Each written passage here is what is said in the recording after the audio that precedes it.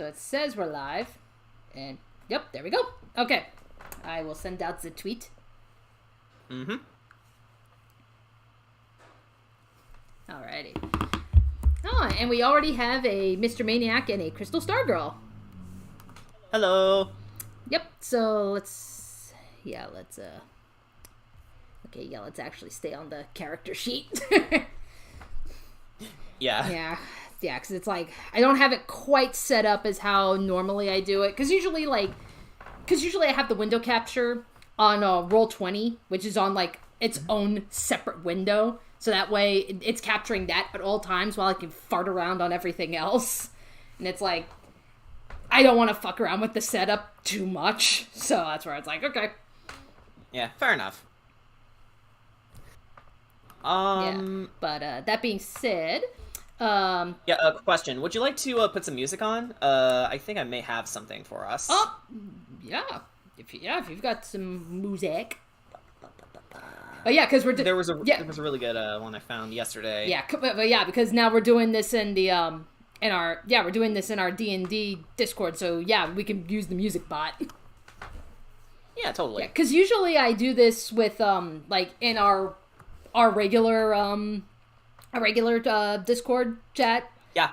And there are no bots, so I usually don't have music in the background, but that works. Well, luckily since we have a music bot here, we can do just this. Mm-hmm. I can, yeah.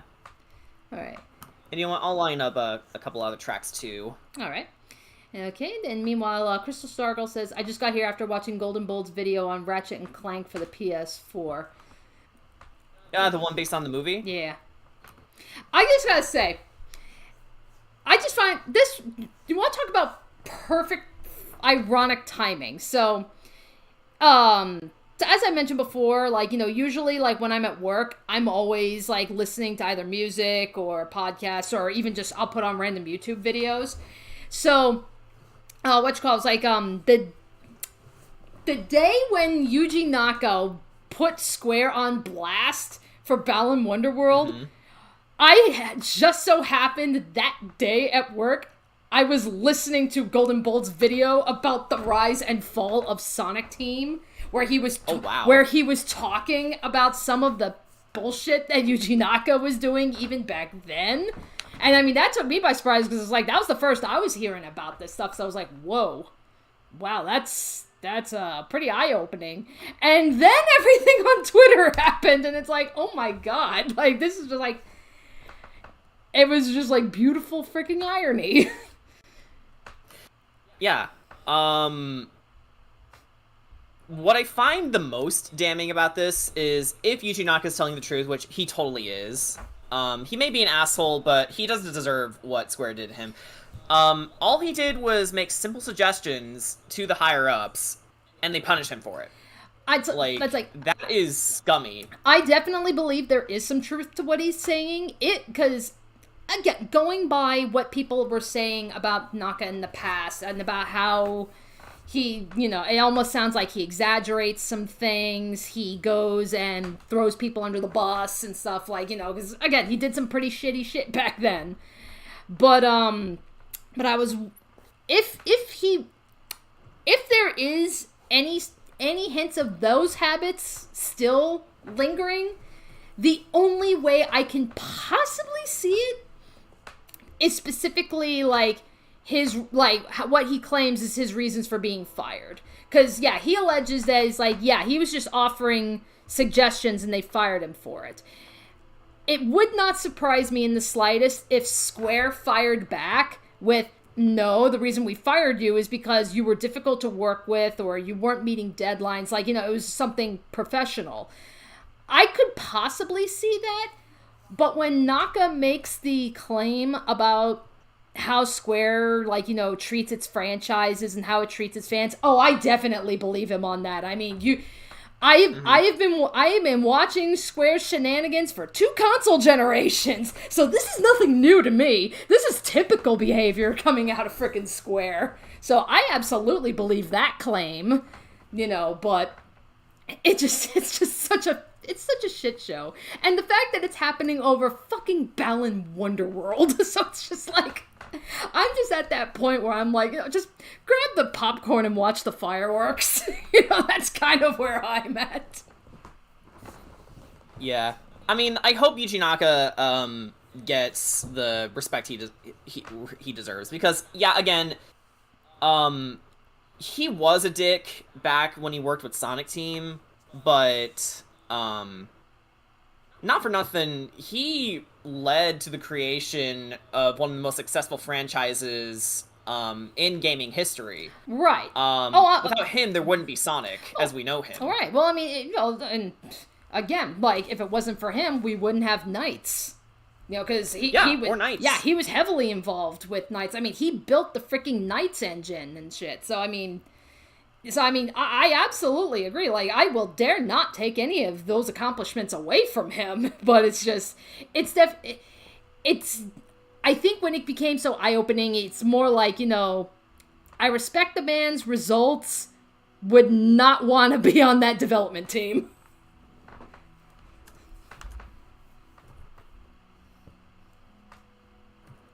Alrighty. But suffice it to say, looks like we got some people in here. So yeah, it's been a while since I've done one of these. It's been a while. Yeah, it's been a while since I've done one of these streams where so I have a blank sheet set up here. And usually I would take like a request from you guys, whether it's like a character, like, something random, like maybe like a character combination. So it's like, if you guys want to say, how about doing, like, what would be your take on, like, an elven barbarian or some shit, I don't know. And it's like, oh, okay, I'll approach that. But most of you guys have just been saying, hey, can you make this character? Basically going, discount Tulok the barbarian. Yeah, okay. And just to keep things super simple, let's keep the amount of races, because there are so many races now in D&D. Well, not even just that. If I recall correctly, didn't they also just release now, like, custom lineage? So even if they did, yes. So even if there's a race that doesn't quite fit your character, you can fall back on custom lineage and still get some perks and just build it from there. So at least we have that option now. Yeah. Although, just to keep everything nice and tidy, I'm gonna help you out and then also help the chat out and make a tiny list of the available races in the base player's handbook. Oh, thank you. So I'll go in alphabetical order because that's what the site is giving me. Okay. So, alright. I guess we can include sub-races too. Oh, like, where it's like, oh, you want to play an elf? Well, like a hill mountain dwarf. Yeah, like you want to play a dwarf? Okay, what kind of dwarf? You want to play an elf? Okay, what kind of elf? Yeah, that makes sense. Except like 3. Okay. But I guess in the meantime, while you're doing that, someone is here. Brian's here. Hey. Oop. I am. It's a Brian. Oh, hi. How's it going? I has cookies. Yay! So, what are we building? I don't know. Like, Jordan... we are currently deciding that. Yeah, Jordan right now, for the audience's benefit, is just kind of compiling a list of all the various races. Because that's probably that's the one that's going to take the longest. But I was just about to say, in the meantime, while Jordan is knocking out that quick list, I was thinking, just for funsies... how about I show off Ark's character sheet? Ooh. Do it. Yeah, so I'll have you guys see the magic behind the scenes. So pretty much, what you guys are seeing here. So this is the sheet that I refer to every other Saturday whenever we play Curse of Strahd. So... oh, and what kind of cookies are you eating, Brian? One of them wants to know. They are gourmet white chocolate chip cookies. Ooh, that sounds amazing. That does sound pretty damn good right now. Alrighty. So as you can see, class 3 levels of fractured barbarian and 2 levels of fighter. And the race, Reborn Aarakocra, that's how it's been since the beginning, as I mentioned in the last regular chill stream. Chaotic neutral is Ark's alignment, but again, it's like Ark alignment is such a weird thing to follow, because it's like, I know I know base Ark is chaotic neutral. I don't know. I mean, would you say Ark is chaotic neutral still, or would you put him more towards chaotic good? I mean, what do you guys think? Considering that he's a scrappy fellow who cares about his friends, I'd honestly keep him in chaotic neutral. Okay. Because he is a violent guy. I mean, that's where it's like he'll still get pissed off at things and shit, but it's like, yeah, he's definitely grown closer to the party, so that's where it's like, I don't know, does that warrant the change in the alignment or no? I mean, likely not, no. I mean, unless something somewhere down the line ends up happening, then I would consider changing it. But right now, I think he's firmly in his alignment right now. Okay. And besides, neutrality doesn't mean that you're, necessarily uncaring, because you do care about people. Like, even evil characters care about certain individuals. So it's just sort of how they see the world. Okay. Something that I'm really growing warm to the concept of is just because a character is evil doesn't mean that they're evil, Yeah, not every... It just means that they're inherently selfish. Yeah, like, not every evil character can be like Dio Brando, where they're just... Yes. They're just evil for the sake of being evil, and they love it. Yeah. I believe so... Zangief put it best. Just because you are a bad guy does not mean you are a bad guy. Yeah, and for the chat, I Yeah, he start put down a list. All right. So again, so let me briefly go over the character sheet. So when we started the campaign at level 3, Ark was obviously level 3 barbarian. So when it came to his stats, his saving throws, his proficiencies, it fell towards barbarian. So that's where like the saving throws that he excels in are strength and constitution. Pretty much like his stats right now. He's got a maxed out strength stat at 20. He's got 17 at dexterity, 19 of constitution, so hits hard. I was hopefully trying to get him to either hit quickly or at least give him a boost in initiative rolls, but that has not given me any luck, so I don't think I'm going to bother dumping any more into dex. Constitution, so high health. Intelligence is his lowest stat, of course, because he's not a magic guy whatsoever, and even some of the skills that require intelligence, I think the only one that really remotely matters to him would probably be nature. Wisdom is a little bit on the lower end, and charisma is also on the lower end, but I'm actually thinking when we do end up getting the next level up for level 6, because I know when we hit level 6, I haven't decided if I want to take a second subclass, like if I want to go fighter level 3 and give Ark a second subclass. I haven't decided yet.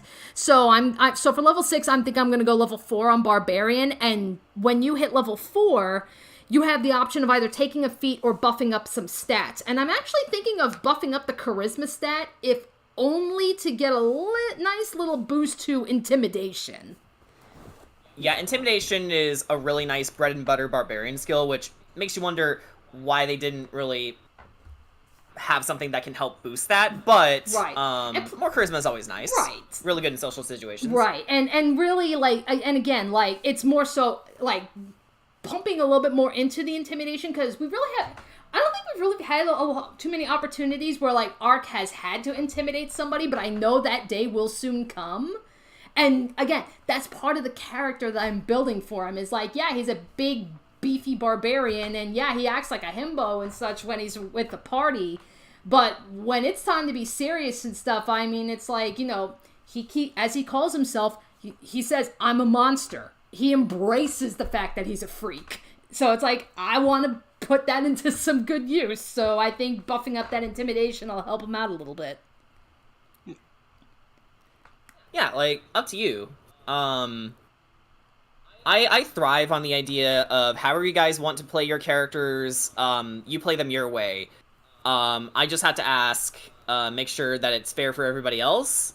But so far, I think we've struck a good balance. And, yeah, Ricky and Sugash did land so much damage on those dretches last session. Oh, God, that was insane. It was beautiful, it was beautiful. They controlled the whole battle. It was awesome, but that's just them playing their characters. And rogues, in general, for those uninitiated, if you played an adventure RPG on a console game like Dragon Quest or something, you would know that rogues thrive on dealing so much damage, but they can't take as many hits as they can dish out. So the trick is hitting the rogue. Which so far that hasn't really happened much for Ricky. It's just the one time he did get knocked out, it was like a freak critical hit that he got hit with. Right, but plus he didn't have as much HP as he has now. Yeah, that's why we're protecting him now. But as you can also see under the attacks and spell casting window, so right now those are all the weapons that Ark has available. He's always had the halberd, which now has been silvered. Which, by the way, Jordan, what exactly? I know the silvering is supposed to help out against the undead, but does that give like specific boosts or anything to undead? Like what's exactly the detail for that? So I can make a note of that on the sheet. So far as I understand, if you silver a weapon, it just allows you to hit monsters for magical damage. So if they're specifically immune to weapons that deal like slashing, bludgeoning, piercing, whatever damage, then the silver weapon would punch through those resistances. So instead of taking half damage, they take the full damage. Okay. Yeah. Okay. So silver overcomes those resistances. Okay. It's really cool. Okay, that's actually good to know, because now that means Ark has two means of doing that. Because right now, because Fractured Barbarian, when he birds up, technically his talons become like magic weapons. So yeah, because if you remembered when we were going up against the hags at the Bone Grinder, that pretty much was the only thing Ark could rely on, was raging. So it's nice to know that it's like, okay, I got a backup option if I can't rage, because there are limits to how many times you can rage. Like you can see, like right now, Ark can rage up to 3 times, before he has to long rest to get him back. It's like, right. It's like I've never used all of the rages before, but knock on wood, it'll happen. So yeah, not to mention, if you remember the first time meeting him, Rahadin casted a spell that immediately placated the Vistani while they were crying over Aragal's death. Yeah. The first Vistani you've met. So whatever that spell does, it would probably behoove Ark to stay away from that. Otherwise, he'll lose the rage. Yeah. Yeah. And then, as you can also see, all these other things. So it's knowledge of a past life, second wind, superiority dice, action surge. I like keeping...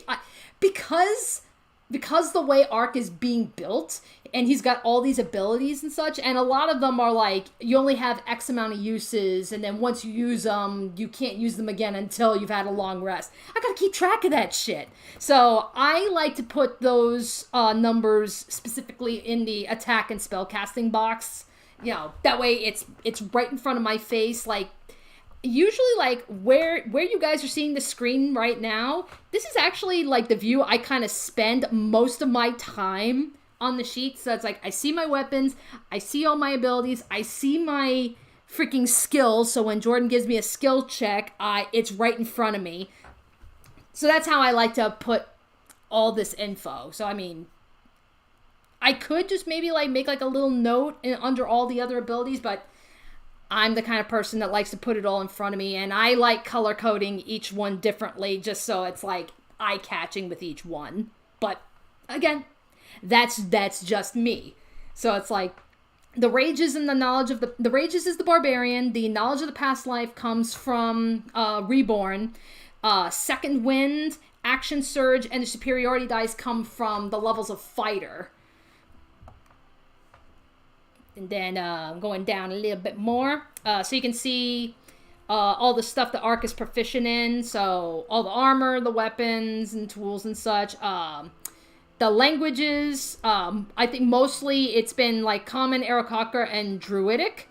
Fun fact, I did not give him Druidic.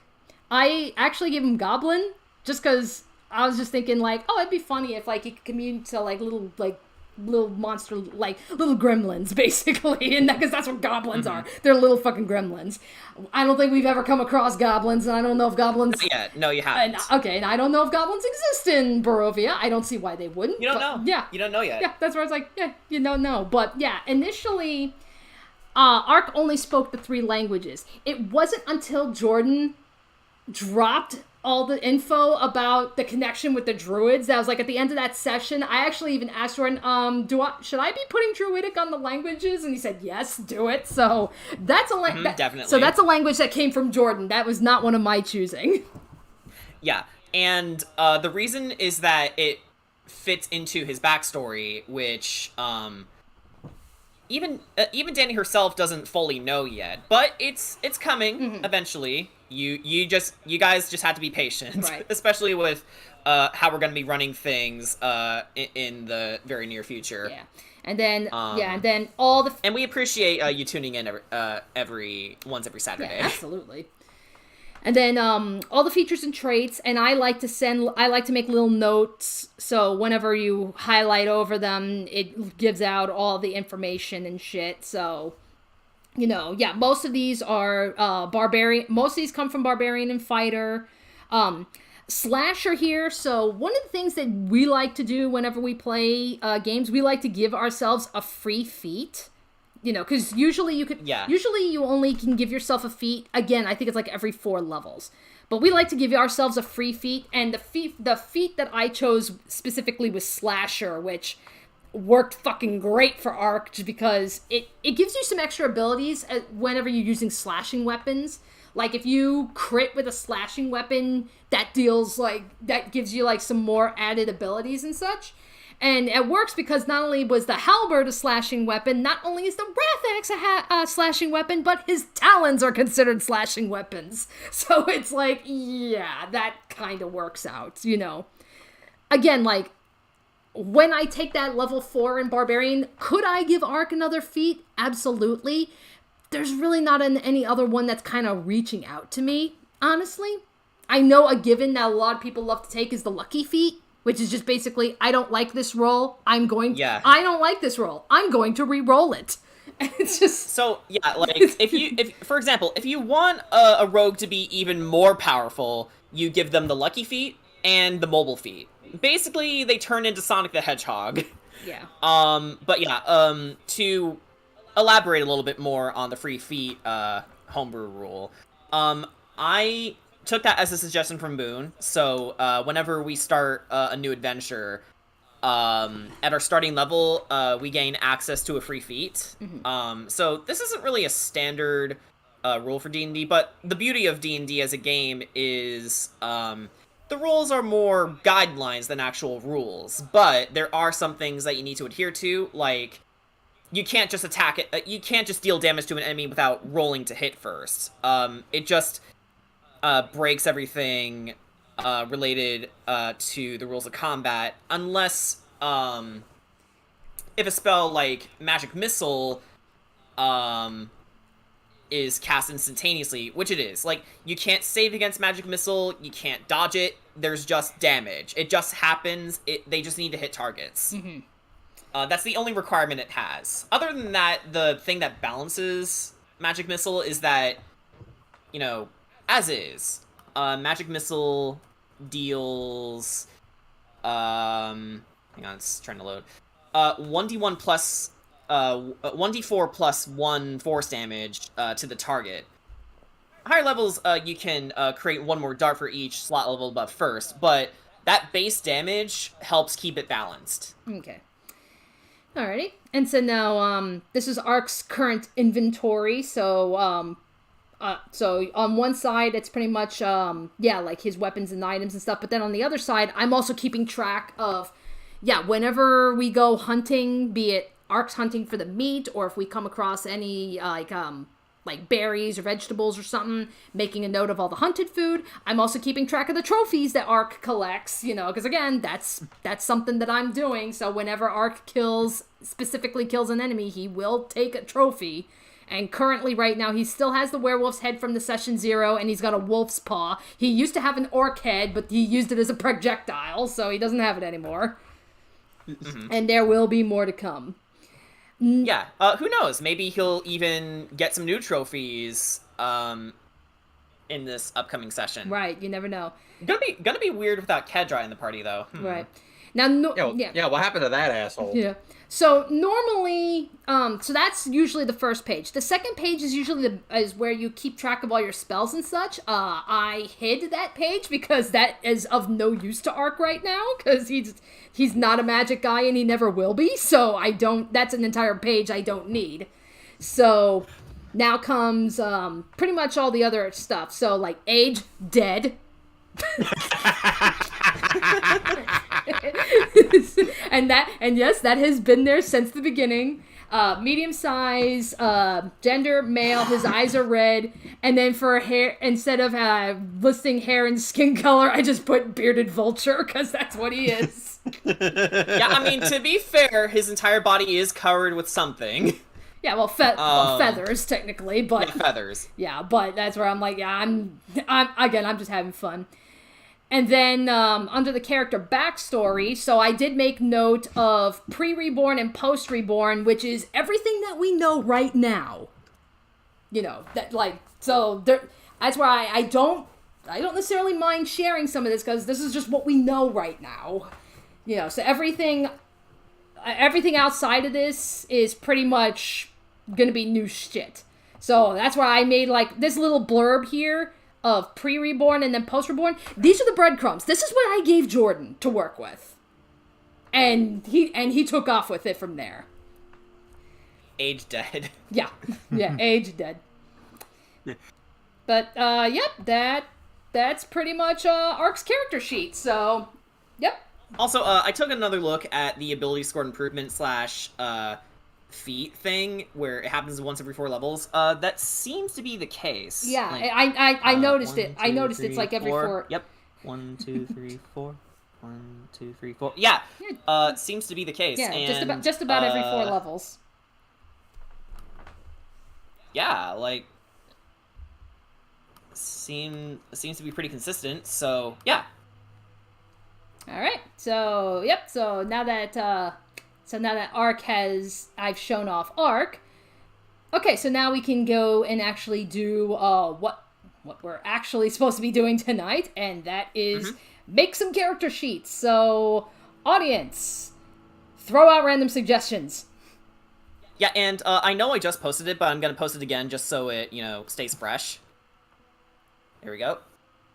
So yeah, place your bets, guys. And the classes are actually. God damn it, Brian! What did he do? He put down a Inosuke. That's not a race. I mean, it's a good idea for a character. So there's that. I know. But it's just like okay. Yeah. Question before we continue with the class, let's get the races down out of the way. But while we do that. Do you guys know, what the general classes are for Dungeons & Dragons?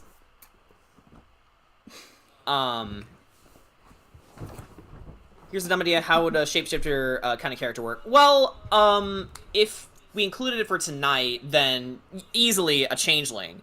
There's a race called the Changeling that thrives on the idea of, shapeshifting. They're from Eberron, they're from the Eberron setting for D&D. And there's that Brendan. Oh, hey, Brendan.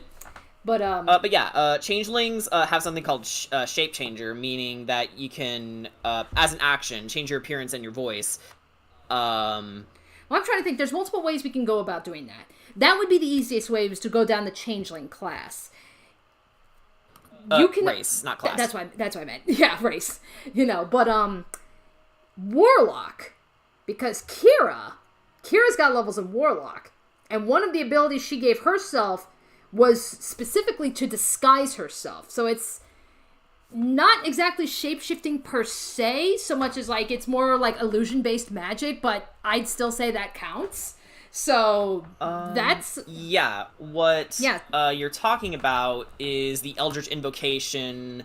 Let's see, Mask of Many Faces. Yeah, because I remember like that was actually how Kira got us out of the Bone Grinder. She disguised herself as Strahd and tricked the hags into letting us go. So, yeah, so there is that option. And then, again, if we're going towards illusion magic, there is magic available. Like, I think it's like minor illusion and such like that. Like, you can get from the very beginning.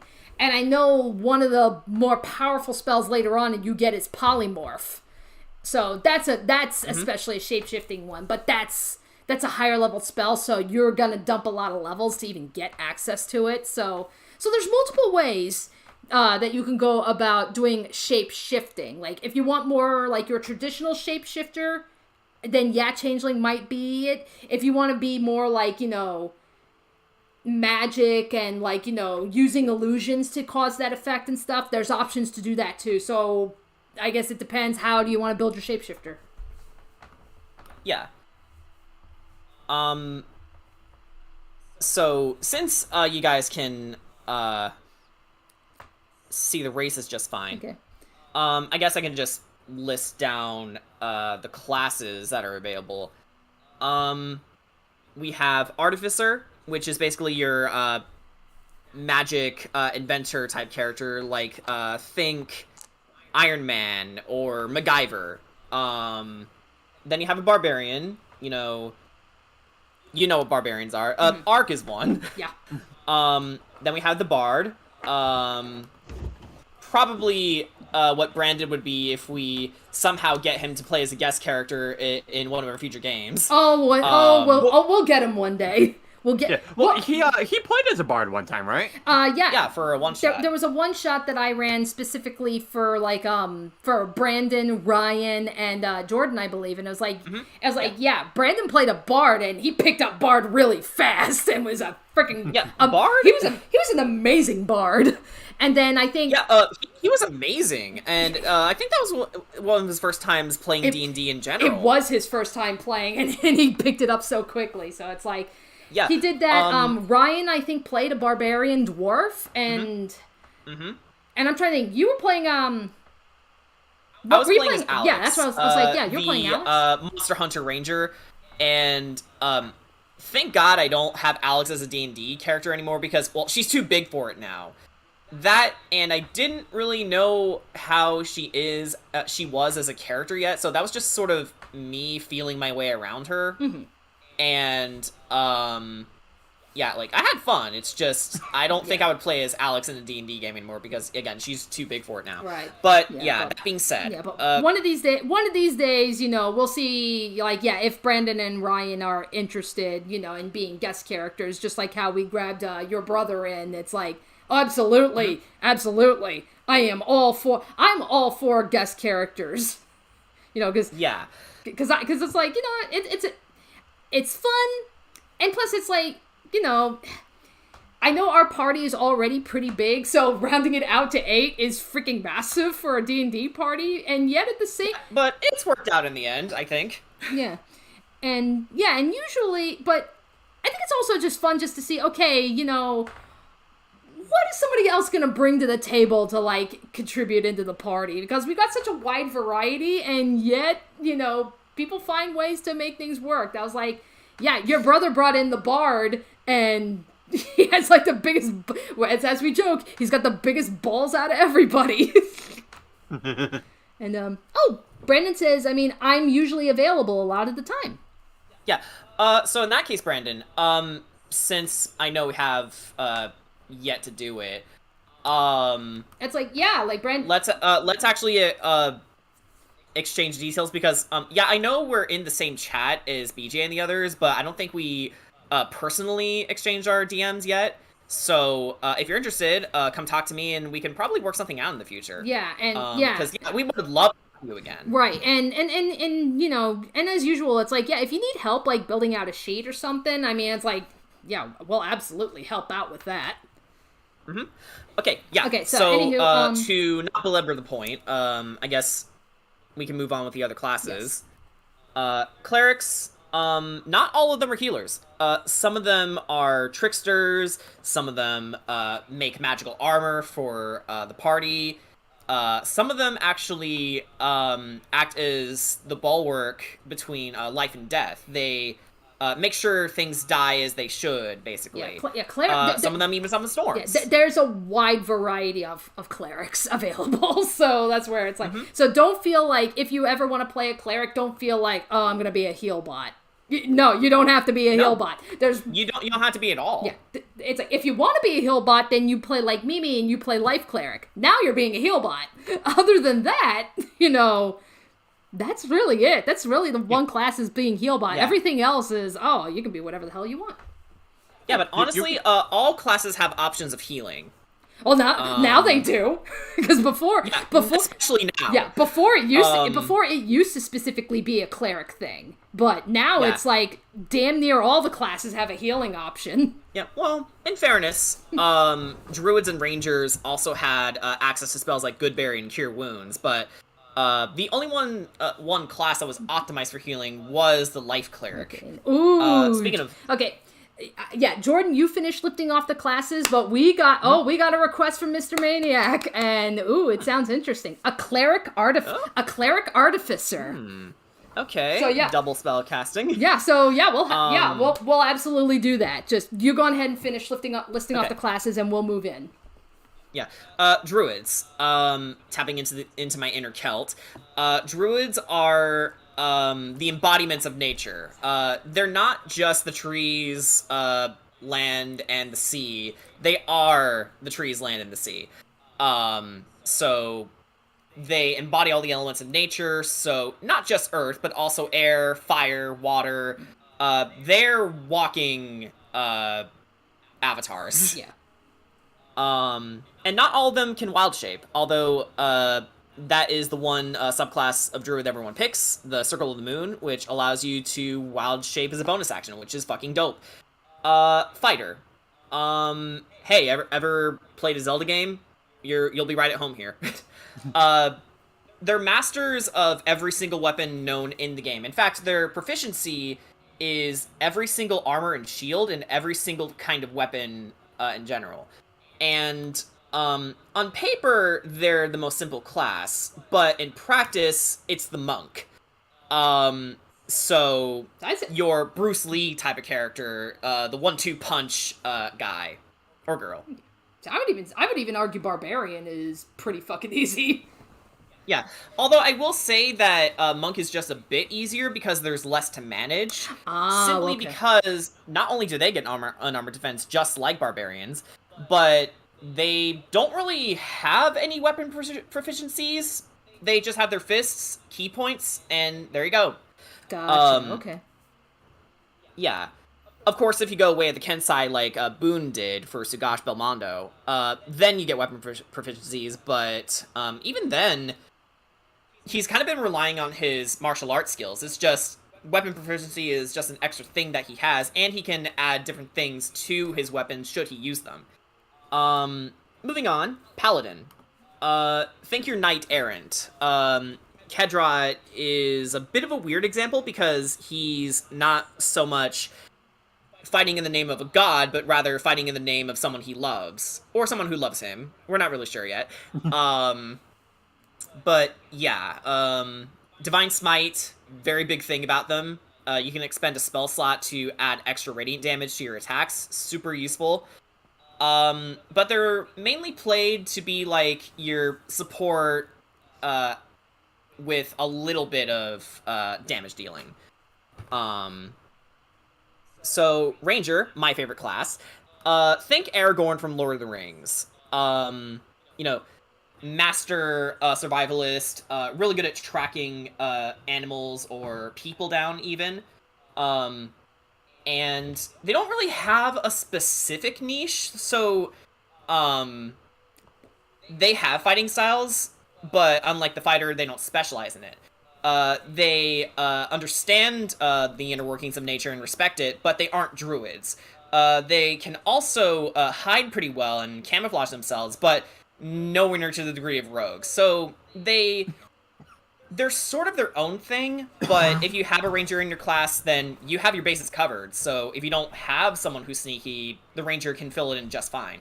Or if you don't have a dedicated healer, then you can do worse than a ranger. And next up, we have the sorcerer. So unlike the last two classes, warlock and wizard, where the warlock,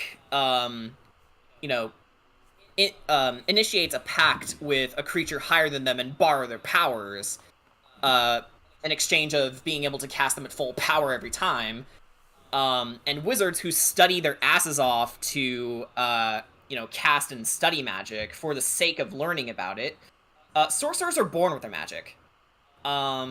So maybe their parent, was, cursed by some evil witch, for something that they did, and then their child inherited that power. Or maybe they were saved from death during childbirth by a heavenly spirit that took pity on them. Or there's a lot of ways you can spin your sorcerer, Yeah. but I think like ultimately it's like a wizard has to study, magic to understand it. A sorcerer is just naturally gifted.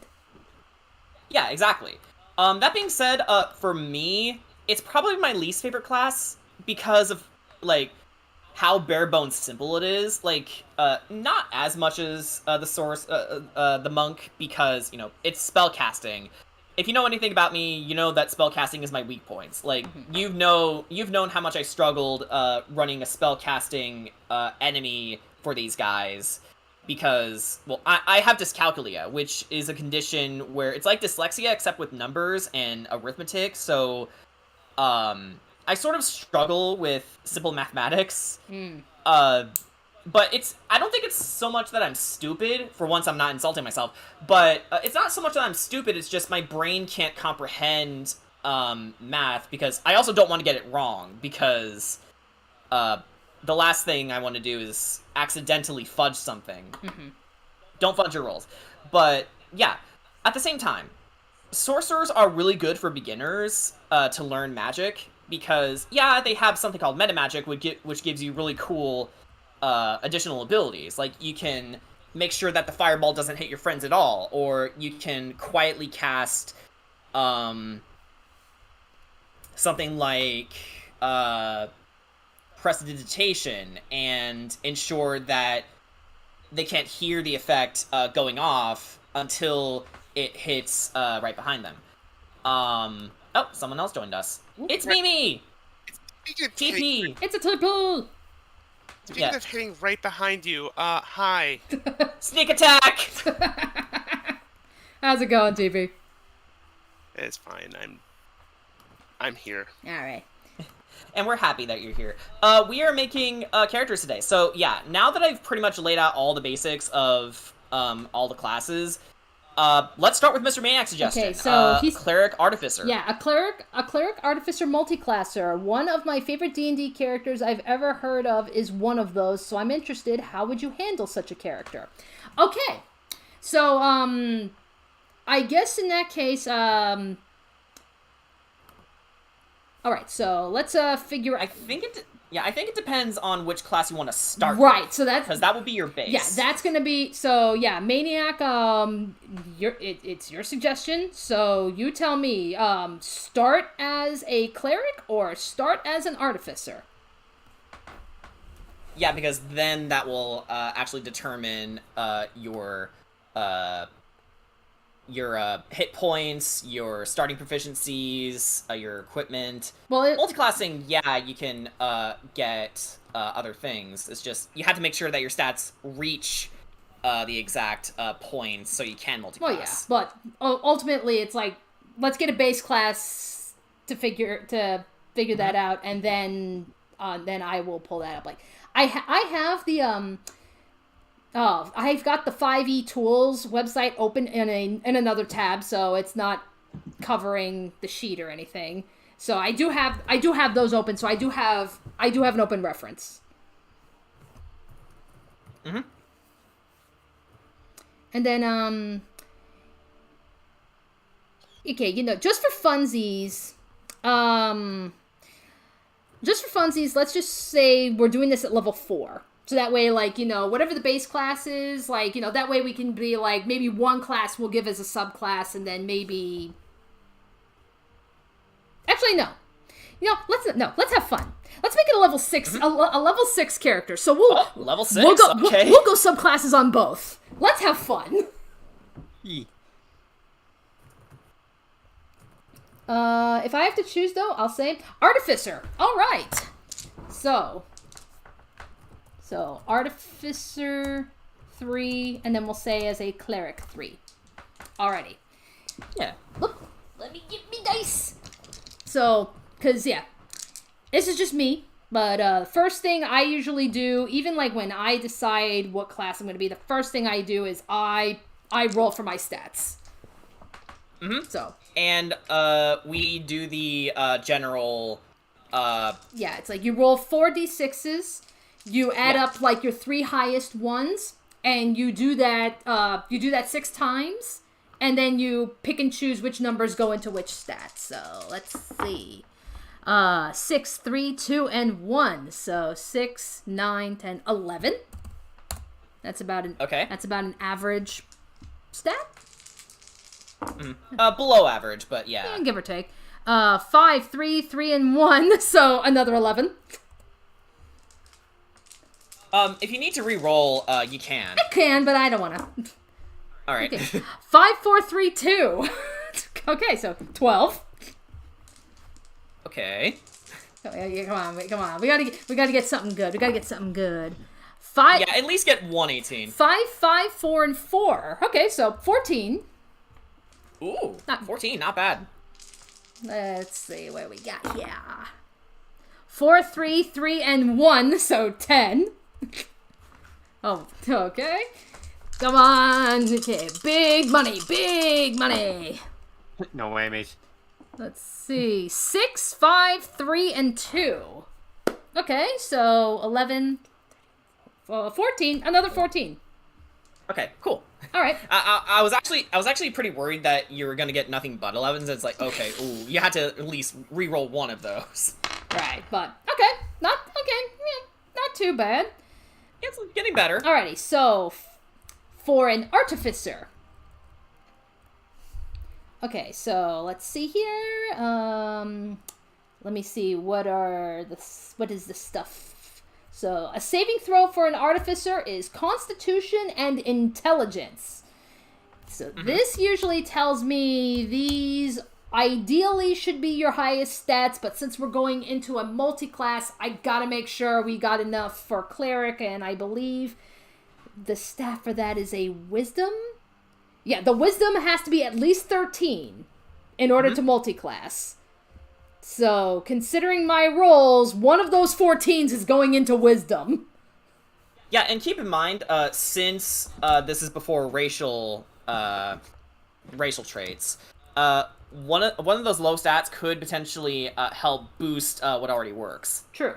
So I'll say I'll give the 14s to Intelligence and Wisdom. I'll give the 12 to Con because I like having that nice little health boost. And then, so ultimately decides where do we want to put the 10. And, oh god, I haven't played Artificer yet, so I don't know. I know, it's like... I would say... its day is coming, but I haven't played it yet, so I don't know. I mean, okay. If I can give you give you at least some indication of where I think the dump stat should go. Like, for clerics, their saving throws are wisdom and charisma. For artificers, their saving throws are intelligence. If I could speak up for a second, yeah. when it comes to my clerics, because I played them regularly, you bet you couldn't tell. I usually dump strength. Yeah, you could probably just dump strength and have it be that. I'm not saying that you have to. However, since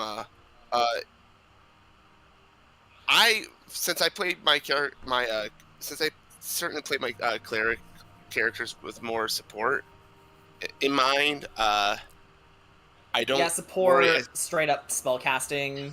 Yeah. Okay. Obviously, like clerics can still wield stuff like hammers and stuff, so you wouldn't want to dump that the same way you dump, like, I don't know. Okay. Well, you know. Yeah. Right. Well, and bear in mind, we still haven't even picked the race yet, so that could also, help compensate. Yeah. Yeah, it just depends on where you want to... actually, okay, so the class has definitely been decided. We haven't decided on a race yet. You know what? I'm going to copy-paste the races again. Okay. Yeah, it's like Maniac. Do you have a suggestion for the race, or do you want us to pick the race? Yeah, because if we are going to pick a race, you know what? I have a perfect solution to this. Okay. Oh boy. And then, okay. While we wait for Maniac's reply, Jordan Carroll asks, says, I've been watching a lot of Danganronpa videos. Has anybody played those games? I have heard a lot about Danganronpa, never had the opportunity to play them. I have. I've seen it around. How is it, TP? I've played the first 2 chapters of the first game. Here's my problem. Okay, so obviously the premise is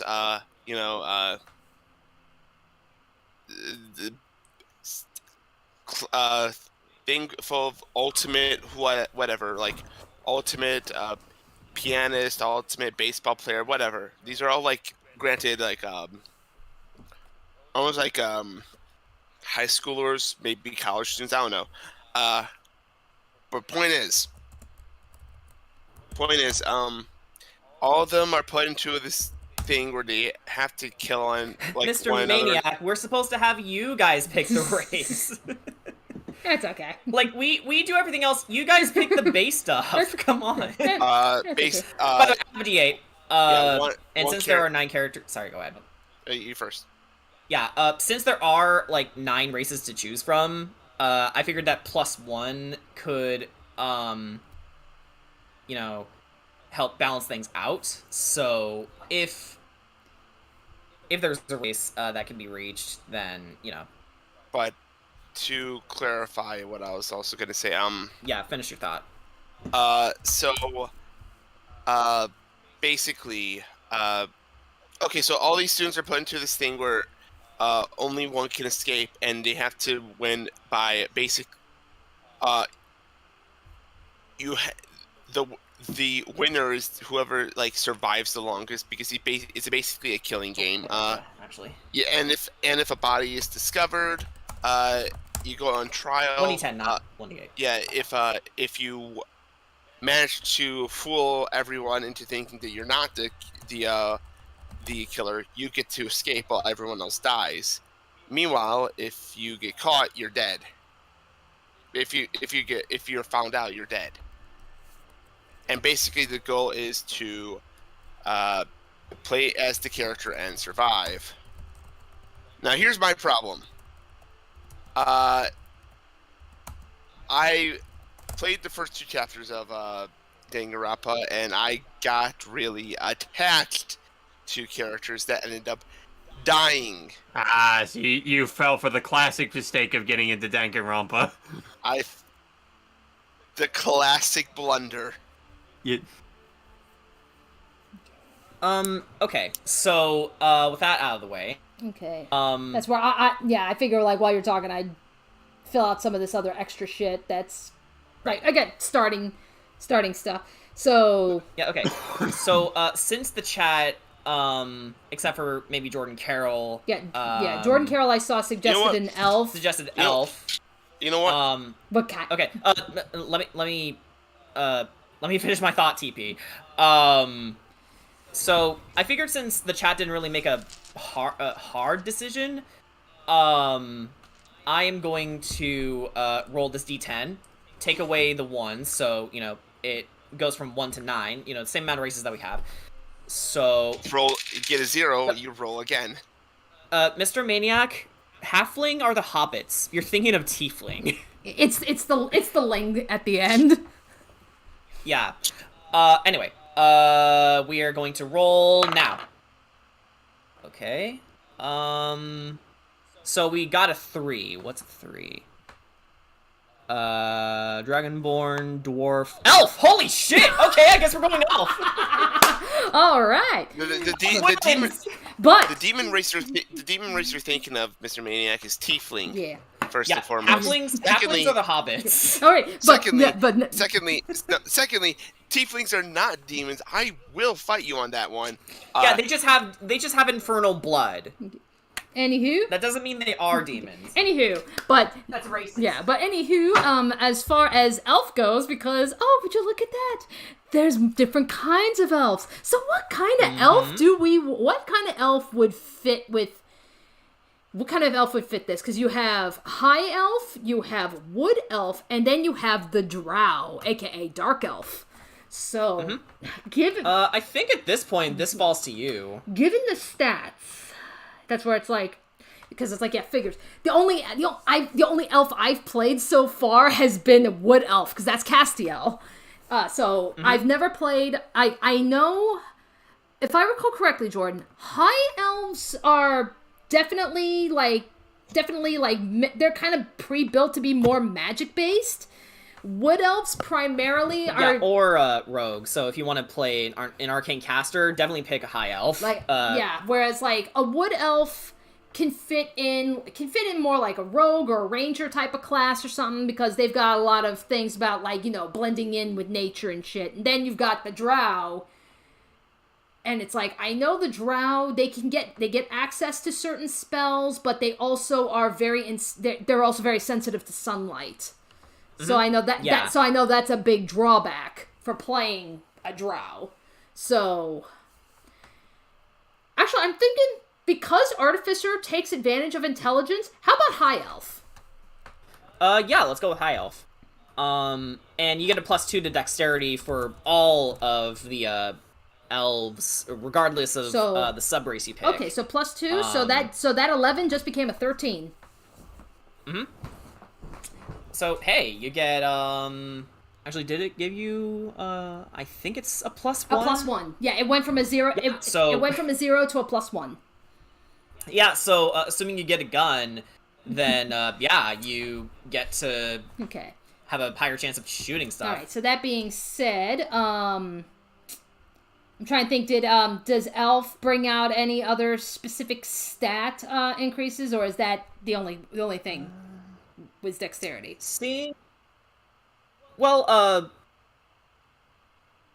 sorry about that. Hang on, let me find my place again. Okay, high elves give you +2 to dexterity, +1 to intelligence. Okay. They also have extra racial traits. All right. But you can work towards the racial traits as we go on. Just make sure that you still have it on hand. Yeah, because I mean, that's like, because if we've got the stats figured out, I can be rolling for hit points. No. When we say high elf, Mr. Maniac, we mean, like, think of the Minas Tirith. Wait, sorry. Think of the Rivendell elves from Lord of the Rings. You know, very pompous, very pretty. Everything is beautiful. They eat salad all day. Play music. You know, the really haughty royal elves. Yeah. That's what we're thinking. I mean, if you want 420 to be this character's age, we can do that. Okay. But anywho, so I'll hold off on rolling hit points for right now. So starting out as an artificer, the two proficiency skills. So there's two we can pick, and we have an options between Arcana, History, Investigation, Medicine, Nature, Perception, and Sleight of Hand. So. Yeah, I think that depends on the synergy of what subclass you'd like to pick for the cleric half of it. So, right. Your choice. Right. Well, yeah, and that's where it's like, because it's like we could have fun with this. Because it's like I could play the type or not. So it's like, what would I would say Arcana is definitely good to have. Like to start with. How about Arcana and Investigation? Yeah, let's do that. Yeah, so go looking for clues. Okay, so those will be the two starting skills. Mm-hmm. Okay, starting equipment. So an artificer starts with any two simple weapons of your choice, a light crossbow and 20 bolts to go with it. Your choice of studded leather armor or scale mail, and then you can get thieves tools and the dungeoneer's pack. So what kind of simple weapons would we like? Let me grab it real quick. So what do we like? Let's see, we got club, dagger, a dart, a great club, a hand axe, a javelin, the light crossbow, a light hammer, a mace, a quarterstaff, a short bow, a sickle, a sling, a spear, a staff, and a wooden staff. So those choices. So let's see. What two would we like? Let's see here. Well, we've already got Artificer's already giving us crossbow, so we've already got that. Yeah. We've already got that one covered. Okay, so you definitely want to pick range. Yeah. Well. And something that I haven't really explained very well to you guys is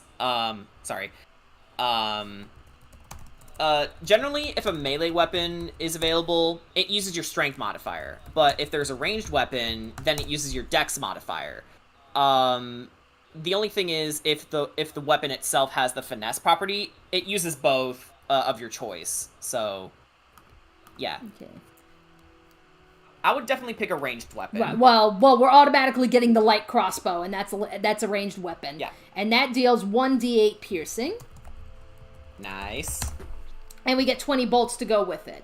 So, as far as other ranged simple weapons, you have a dart, you have a short bow, and you have a sling.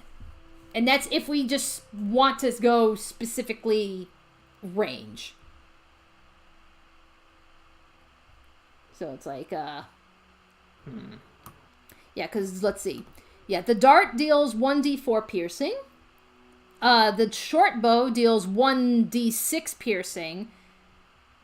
And the sling is 1d4 bludgeoning. Ooh.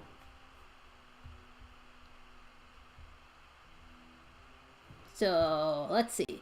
I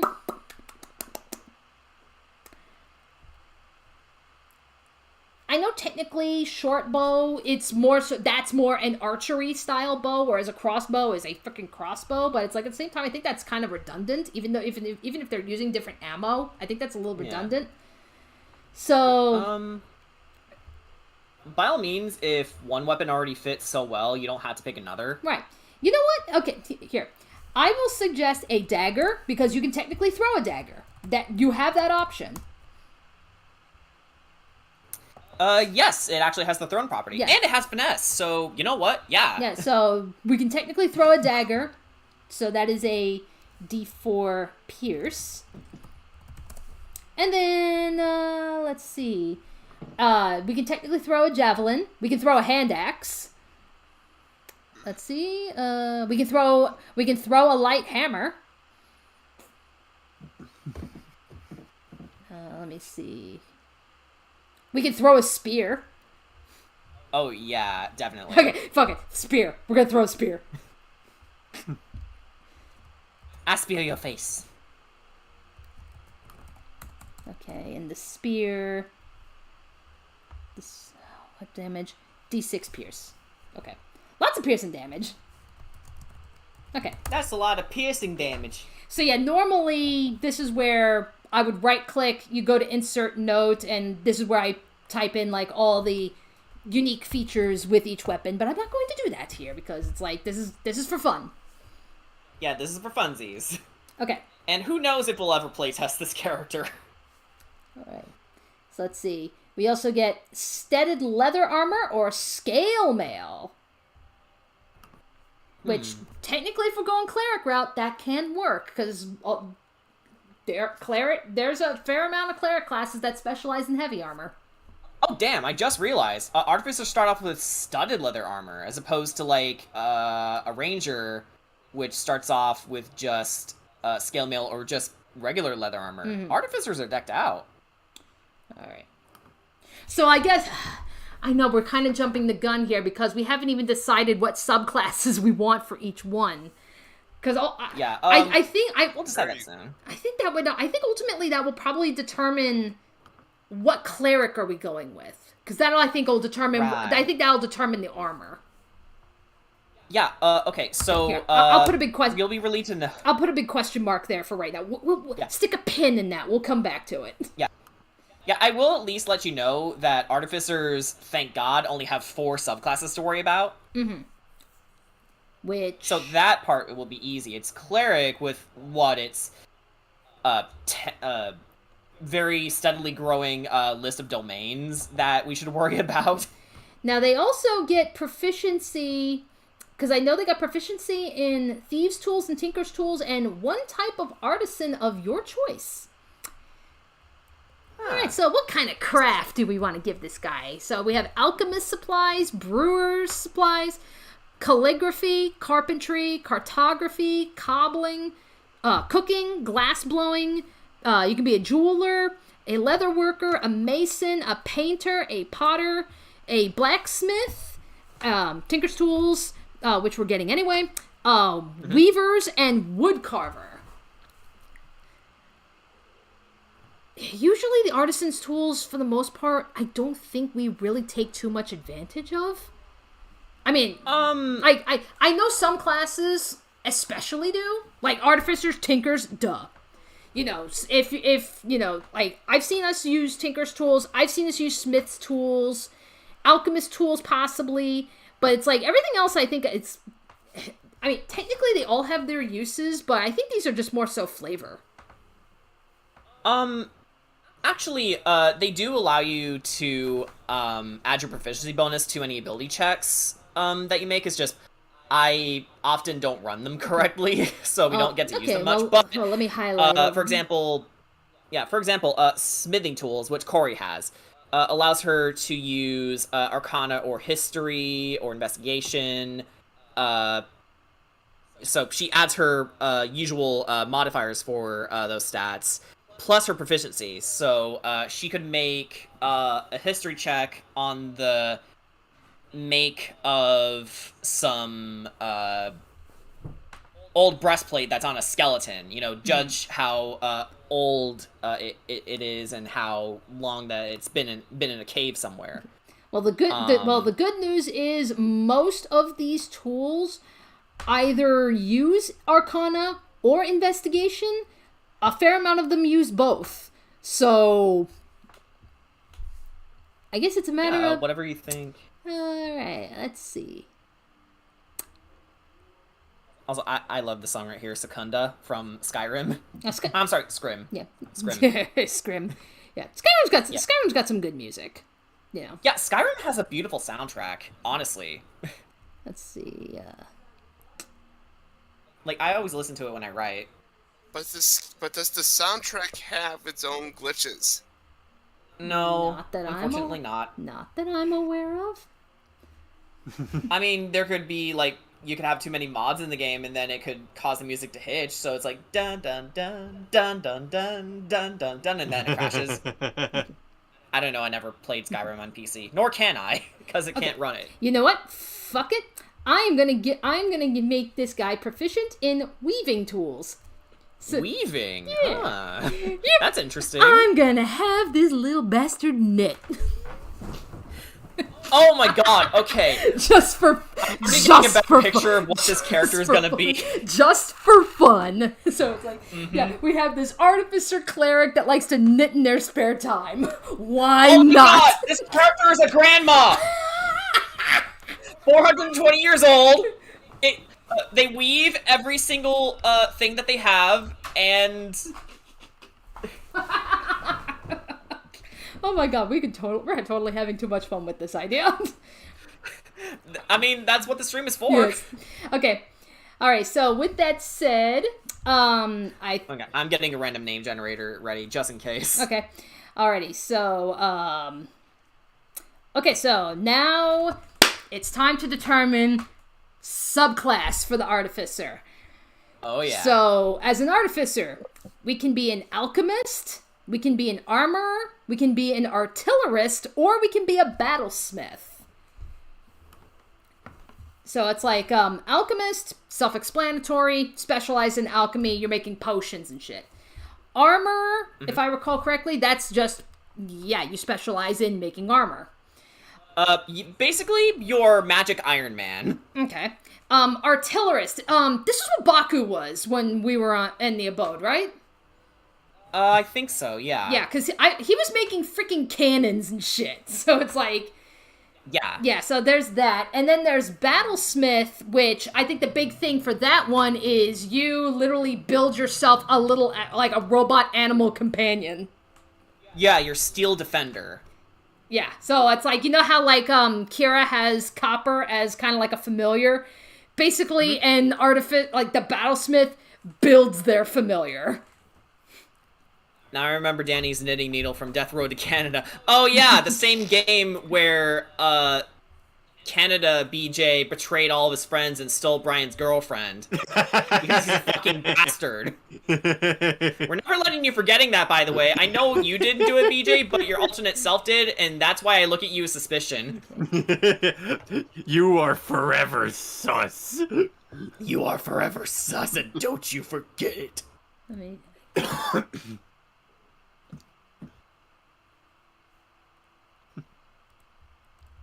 It's like, I'm looking. Decisions. Okay. Because I know, from what I recall, because I watch the Dungeon Dudes fairly often. And I know that, like, some of the my favorite stuff that they do is that they actually go into detail on each of the subclasses, and then they... You know, they provide their rankings and then they show, like, what does the audience think. And if I recall correctly, usually artillerists and battlesmiths are pretty common with artificers. Alchemist doesn't get a whole lot of love, and I don't remember what they said about the armorer.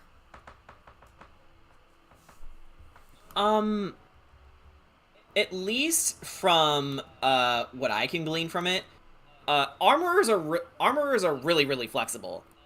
So you have two different types of arcane armor. Specifically your armor model. You can either be a guardian, which allows you to be in the front lines of defense. You can basically, punch people with its gauntlets, its thunder gauntlets. It deals 1d8 thunder damage on a hit, and a creature hit by the gauntlet has disadvantage on attack rolls against targets other than you until the start of your next turn. It also has a defensive field. Infiltrators are good for, infiltrating. It has something called a lightning launcher, which is basically, as far as I can tell, kind of like a wrist-mounted Mega Buster. Okay. Yeah. It's like you can also, I think Maniac likes the idea of the armor. It sounds like, like I may be a magical Iron Man. Okay. Yeah, or Yeah, hell. Since we're going with weaving tools, maybe the armor doesn't even have to be made of steel. It can Oh my even be god! made of, like, Yes! it can be made of just Layers you know, and layers of yarn. Like layers of yarn, exactly. Do you Enchanted yarn. have you ever heard of yarn bombing? No, I haven't. Okay, Google yarn bombing. What yarn bombing, all it is like, these are like people that actually go out and they literally knit over items. Like, they've knitted and covered Holy statues. shit. So, yeah, this elf is yarn bombing themselves and making their armor. Fuck yeah, let's go! Let's go! It will be the ultimate bait Oh for my god, there's an R2-D2 trash can! Yeah, guys, it's like you just cover your entire armor in yarn. It's like, yes, I am the greatest bait for all tabaxi kind. Oh my god, I am loving This is turning out to be one badass grandma. It doesn't even have to be a grandma. But I mean, Yeah. grandma would be funny, but it's like, yeah, not all. It's like, Yeah, or maybe it's you know what? Maybe it's just a really, really dedicated hobbyist. all right. Okay, so let's see. So now let's actually go into all the various feats and such. So, okay, so level 1, an artificer gets magical tinkering. Oh yeah. Then, let's see. Spellcasting, duh. We'll get back to spellcasting. Seeing as you're playing as 2 spellcasters, for Artificer specifically, you use Intelligence, but for Cleric, you use Wisdom. Yeah. So your attention is kind of a little divided here. That's okay. We have item infusions at level 2. And Very nice. And then finally, we go into the armor stuff at level 3. So, tools of the trade. You gain proficiency with heavy armor. You also gain proficiency with smith's tools. So, weaving and smith's tools. Okay. Mm-hmm. Oh, you also get spells to start with that don't count against the spells that you know. Mm-hmm. Or prepare. Tools of the trade. You start. Huh? Who dropped? Brian. Oh. Okay. Well, anyway, since... Yeah, Sorry. Yeah, we'll get back to the magic when we get to it. You also get arcane armor. So, arcane armor and armor model. Yeah, so I think that do you want this person to be... I think that's all the stuff that you were explaining about all the different armor stuff. Yeah, so do you want to be more of a defender and, strong and stalwart? Or do you want to be sneaky and fast? So, guardian or trader. I mean... yeah, it could really go both ways. It could go both ways, but it's like, at the same time, though, again, we haven't decided the Clericat. We haven't gotten to the Clericat yet, so... Not yet, yeah, but so this is a huge this is a huge first step. Right. So that's where it's like... Chat, any ideas? Yeah, like, so this, yarn bombing elf. So, Yeah. Do they strike you as more of a guardian or more of an infiltrator? So, defender or flyby slap you in the ass? Could have worded that a lot better, but, that's what came to mind. And, hello there, Omar. Hello. Good to be back, Omar. Maniac says, I will say this is definitely different than the character that gave me the idea to suggest the cleric artificer. So it's like, that's good. Because it's like, again, like, yeah, I know we are picked, like, this kind of combination, but, it's like, again, this is where you can have fun with it. Right. Shut up, Bumblebee. I told Bumblebee to shut up. Okay, so, since nobody is suggesting anything, you know what? Okay, let's go Infiltrator. Yeah. All right, Yeah. infiltrator. Yeah. I mean, we got a yarn bomb. You gotta be very... You can't yarn bomb out in public. You gotta be discreet. No. You gotta be discreet when you yarn bomb. Yeah, really hit him where it hurts. When they least expect it. Alright, and then... Stab him in the butt with a knitting needle. Okay, that's going too far. Okay, and then you also get the right tool for the job. That's another feat. The right tool for the job. And as far as level 3 artificers go, that's as much as we can get. Mm-hmm. Alrighty. Okay, so now, now we can at least start covering artificer magic. Mm-hmm. So again, since so at level armor does give you free spells. Right. So at level 3, so at level 3, you know 4 item infusions. You can infuse 2 items. Just throwing that out there. 2 cantrips and 3 level 1s. Now, I'm trying to think, because whenever I've played multiclassing, I don't think I've doubled up as a casting class. Because I know when you multiclass, there are certain things you have to keep an eye out on. Spell casting is one of them. So that's where... Yeah, it's never really... I never really understood it myself, per se. But I guess we can feel this out. Again, this probably isn't going to be an official character. Oh no! So This is... We could probably just bullshit something for convenience sake. All right. Blech. Okay, so for armor, so spellcasting class, your ability is intelligence. Mm-hmm. So to determine the spell save DC, you take 8, you add your modifier, and then you add your proficiency bonus. So 8 plus proficiency bonus, that's 3, so 11. Plus intelligence, that's 2, so 13. 13. Decent. And then spell attack bonus is your proficiency bonus plus the modifier. So, again, going back up, so 3 and 2, 5. And that... Alright. Alrighty, so now... Let's... Before I start picking any of the magics and stuff, so... Armors automatically gain Magic Missile and Thunder Wave. Those are both level 1 spells. So basically, we've gone from learning 3 spells to now having 5, because these 2 you get automatically. Oh, Kira's here. Pop. Hey, we are building a yarn bombing artificer cleric. Oh boy. Yeah, an elf too. So. Yep. So this is. We're working out the artificer stuff right now. We're still thinking about cleric. Yeah. We're gonna get to cleric momentarily, but yeah, we'll get to it soon. Okay, so we need to pick out 2 cantrips and 3 first level spells for the artificer.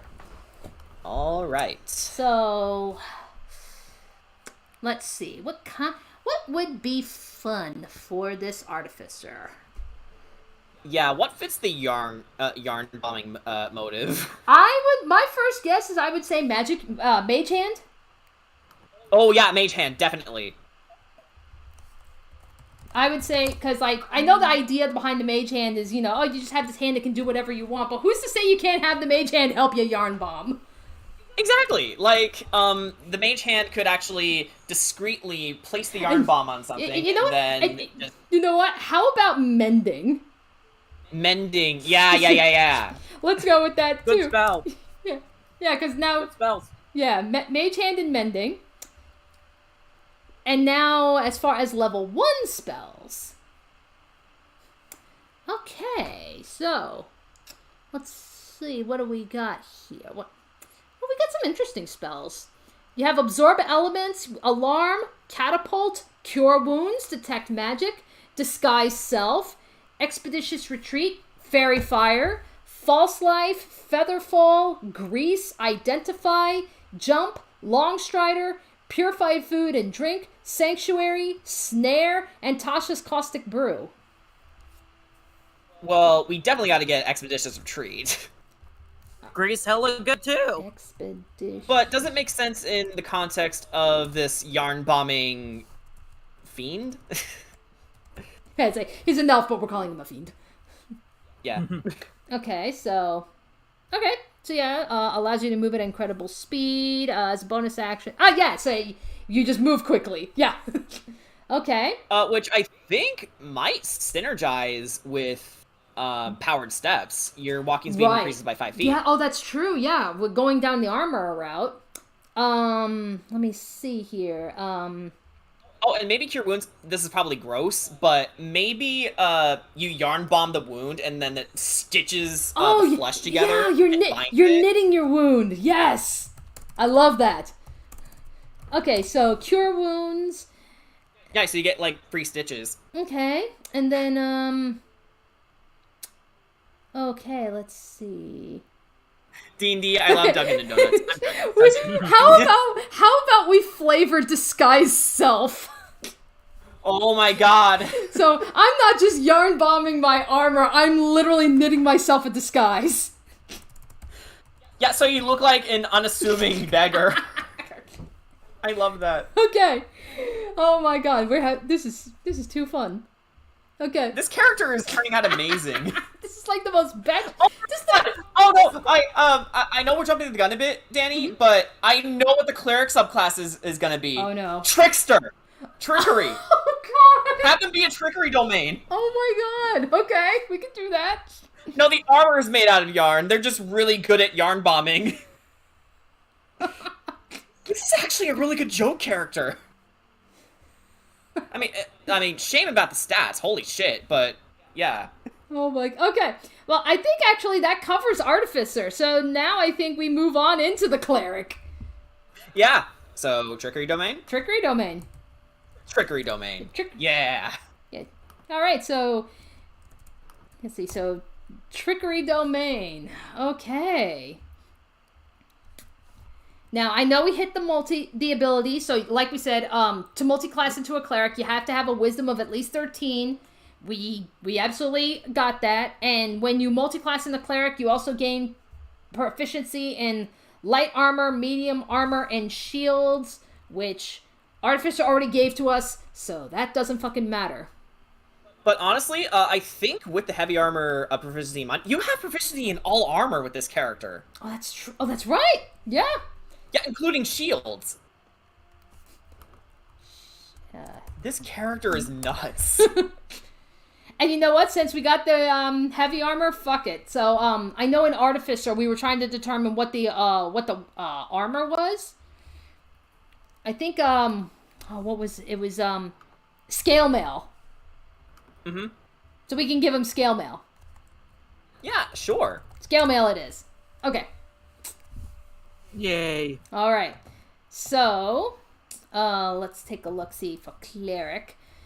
So again, okay, so yeah, cleric. Technically, we would have to.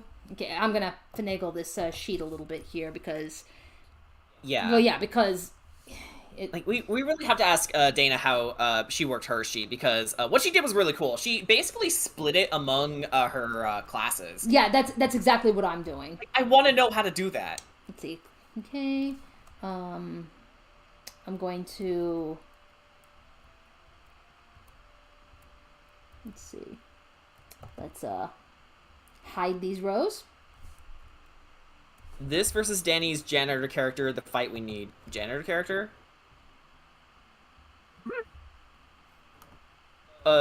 Was this another stream I wasn't a part of? I do not know. Yeah, can you refresh our memory, Mr. Maniac, about this janitor character? Okay, so let's copy. Let's see, one row below.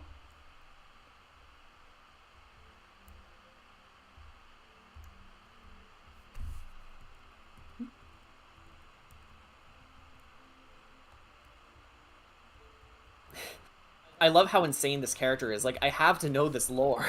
Okay. There we go. Okay. That's what I'm trying to figure out. Like, I think I know how Dana did it.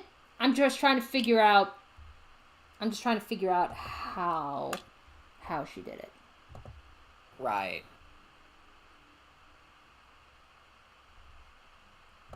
Like, I see every one of my other friends making all these like little mods to their sheets, and I'm like, how do you do that? Okay, yeah, because I don't want to. I want to do that. Because I don't want to copy. Oh, I think I. Oh. I think I think I know what I think I know what I did wrong. Okay. Mr. Maniac gave us an update.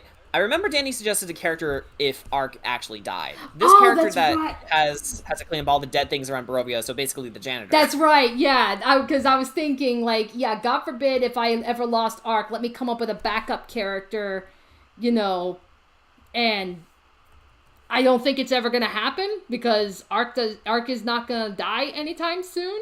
But yeah, I was thinking. Well, you don't know yeah, that. but I was thinking, like, you know, how funny would it be if, like, you know, okay, the backup character is like, yeah, he's the, like, you know, oh, you have the adventuring party that's killing everything. Well, someone's got to clean up the bodies. Yeah, the damage control. Yeah, and that's what this guy is. He's the fucking janitor. Like, he's literally following and cleaning up behind them, and they're like, hey, you want to join us? Okay. Yeah. I will say. I will say the one thing that I guess our party in particular needs to get used to is to remind ourselves, as much as we love our characters, ultimately they are expendable. Mm-hmm. There is no guarantee that they're going to survive. Like, ideally in a perfect campaign, they'll survive to the very end of it. But if one of our characters die, I'll just ask you guys right here in advance to not take it personally. It's just a thing that happens. Yeah. But yeah, definitely take time to mourn your character because I love them too. Mm-hmm. Okay, I do have a backup character just to be safe. Yeah, and that's where it's like, yeah. Okay, I can't figure out how the hell Dana did this, so you know what? That's fine. You know, Yeah, again, we're not taking this seriously, so we'll just throw everything all in here. Yeah. So you know what? We'll probably just throw in notes or whatever. Yeah, but if this is going to be a serious character, we're definitely asking Dana for her help. Yeah, well, because like for cleric, technically the spellcasting ability is wisdom, not intelligence. So that would also make these numbers different. But yes, you know, that's okay. Yeah, it's like I'm not gonna spend too much time on this. All right. Meanwhile, I have a problem because I have a lot of charisma casters. I mean, yeah, like you tend to play charisma caster. Like, it's not a problem. Like, if you enjoy it, you enjoy it. But that is something I did notice. Like, whenever you talk about your characters in particular, Jen, they're usually like either a warlock or a bard or sorcerer. A sorcerer. Yeah, I was getting to that. Oh shit! So I just saw Trickery Domain. One of the spells that they automatically get is Disguise Self. Yes! They automatically get that one. So basically, we get another magic spell. Yeah. Oh my god! Yeah, it works out. Look, no, not that. Look at the gods of trickery that are listed. Hang on. Let me see. Pay close attention. Gods of trickery such as Timora, Bethshaba, Ali Damara. I don't know how to pronounce the Traveler, Garl Glittergold, and Stay alive! And Loki. My god, Garl is like he died and became a patron. He was canon all along. Oh my god. Okay, well, because I know we initially gave the Disguise Self as an Artificer class, but since that comes with the Trickery class, let's pick another spell to make up for that Artificer one. So, let's see, what can we do here?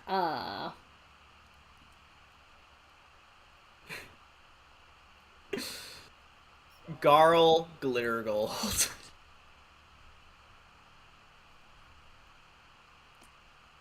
Let's see here. Bullshit, he's not a gnome. Okay, you know what? Okay, I'm gonna give, let me see. Okay, so this is technically the cleric one, so disguise self. How about Featherfall? Sure. Yeah. And, like, the way I'm thinking is, like, yeah, like, what if, like, you're literally weaving, like, a net? Yeah, to, break your fall. Yeah. And it could be, like, a really thin net, huh? Yeah. Jen! Damn it, Jen. I guess her Okay, internet got yeah. her. Now, yeah, so clerics get their domains at level 1. So at level 1, they got Charm Person, Disguise Self. But we're making the cleric at level 3. So at level 3, they also gain Mirror Image and Pass Without Trace. Pass without a trace.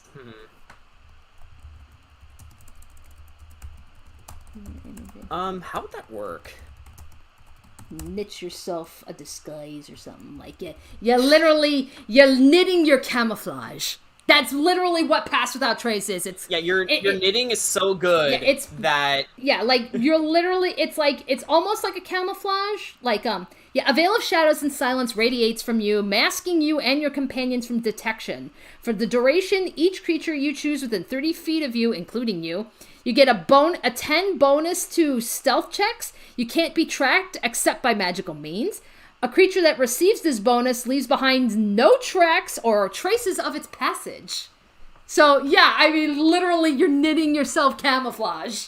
Yeah, or maybe the camouflage disguise has like a sort of flap that covers the tracks. Or something. So it like brushes them away. Alright. Okay, so we at least know those are the given spells. Okay, hang on. Jen is back. Yay! Multi. Okay, I gotta look into this rule with the multi-classing as far as magic goes. Yeah, no problem. And my internet died there for a second. Yeah, I figured that's what happened. Glad you're back. Okay. Yeah. Okay. Actually, Jen, since you're multi-classing, and let alone you're multi-classing into spellcasters and such, remind me, I know when you multi-class, especially with spellcasters, you refer to a separate table. Am I correct on that one? Yes, So, like, say I have a bard that's multi-class into ranger. I look at the ranger, see first to see what they have, and then I look at bard, see what they got, and then that's where I choose what goes where. Okay. Yeah. Although, in the cases where you're in a subclass and you would gain some levels in so for example, trickery domain. Since you're past 5th level, you would get blink and dispel magic. I think that's how Boone explained it, at least. Okay, cause if not, oh well, this isn't a serious character that we're making. you're right. I can't wait till I level up again and curse. Oh god, you get Shatter. Okay. With Artificer. Okay. So anywho, so if I'm reading this table correctly, so specifically for the multi-class spellcaster, so spell slots per spell level. I can speak. We know you can. Okay. At level 3, you get 4 first level slots and 2 second level slots.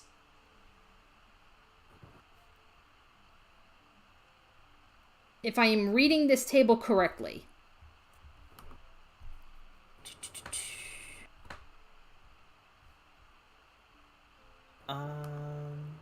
Yes, that should.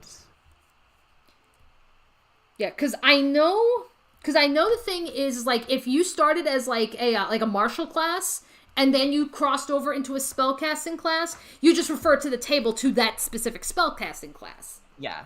But so and like But I've never played a two spellcasting multi-classes. I've never tried that before. So I just want to make sure I'm reading this right. Yeah, with that in mind, Jen, would you say that's the case? I believe so. Okay. Jesus Yeah. Christ, what the fuck is going on with my internet? You okay? It keeps randomly jumping from 45 to 1,000 pegs a second. I'm like, what the fuck? Oof. Whoa. That's weird. But yeah, separating the two sheets does make sense. Right. But yeah, we'll leave it at that. We got more important. We got to finish this up. Yeah, we gotta finish off this psychotic character. Alrighty, so Shadow go burr. Alrighty, so let's see. Trickery domain. Blessing of the Trickster. Starting when you choose this domain, you can use your action to touch a willing creature and to give it advantage on stealth checks. Okay. Wow. So, hey, that's pretty Blessing good. of the Tricks. Which is funny because technically we're wearing heavy armor right now. Yeah, that's good. We need that buff because when you wear the heavy armor, you actually get disadvantage on stealth checks. And you know what? Since you're proficient in it, I guess what this means is either one of two things. Either it cancels out whatever disadvantage it has, so you just roll normally, or it just straight up gives you advantage. Okay. For fun, let's say this gives you advantage. Okay. And then turn undead. That's always a cleric ability. Mm-hmm. Which I didn't understand when we were running the abode until way later, when I finally understood what challenge rating meant. Right. Now, there is an option. So, Tosh's Cauldron of Everything, they actually give an option, because Turn Undead is a channel divinity. You can, they give another option for another channel divinity called Harness Divine Power. And that's basically, you use your channel divinity to fuel your spells. As a bonus action, you touch your holy symbol, utter a prayer, you regain 1 expended spell slot, the level of which can be no higher than half of your proficiency bonus. As a bonus action? That sounds dope. Yeah, and it's but there's only, the number of times you can use this is based on the level you've reached in the class. So, 2nd level once, 6th level twice, so it's not like it's an infinite thing. But there is that option. A really good option, too. Okay. Alrighty, so Channel Divinity, the next one, starting at 2nd level, Invoke Duplicity. That's another Channel Divinity. The thing that made Jester famous. Oh, that's right, yeah. Jester was a trickster domain. Yeah, Trickery is her domain, and she often, cloned herself in battle. Yeah. At least from what I saw. And that's it. Because clerics don't get anything at level 3. Bam. Alright. So, ultimately, the next thing we gotta figure out, background, we don't have to fuck around with alignment. No.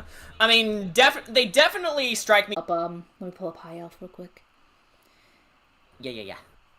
He's sitting here with my quote-unquote, freaking trickery warlock. Yeah.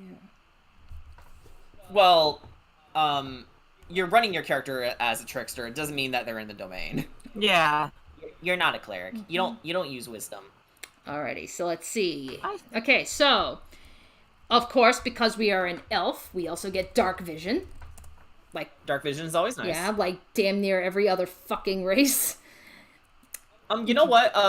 Remember when I mentioned the names? Let's save the naming for last. Oh yeah, I usually do that last anyway. Yeah. Okay, keen senses. You become proficient in perception. That's nice. Okay, Fey ancestry. Oh yeah, that's right. Yep, that's a good one. Mm-hmm.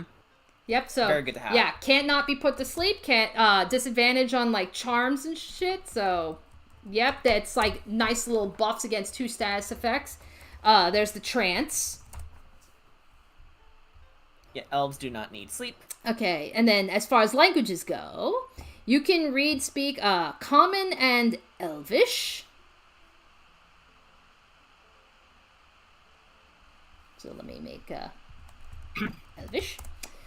Elvish. Next is elf weapon training. You have proficiency with the long sword, the short bow, and the long bow.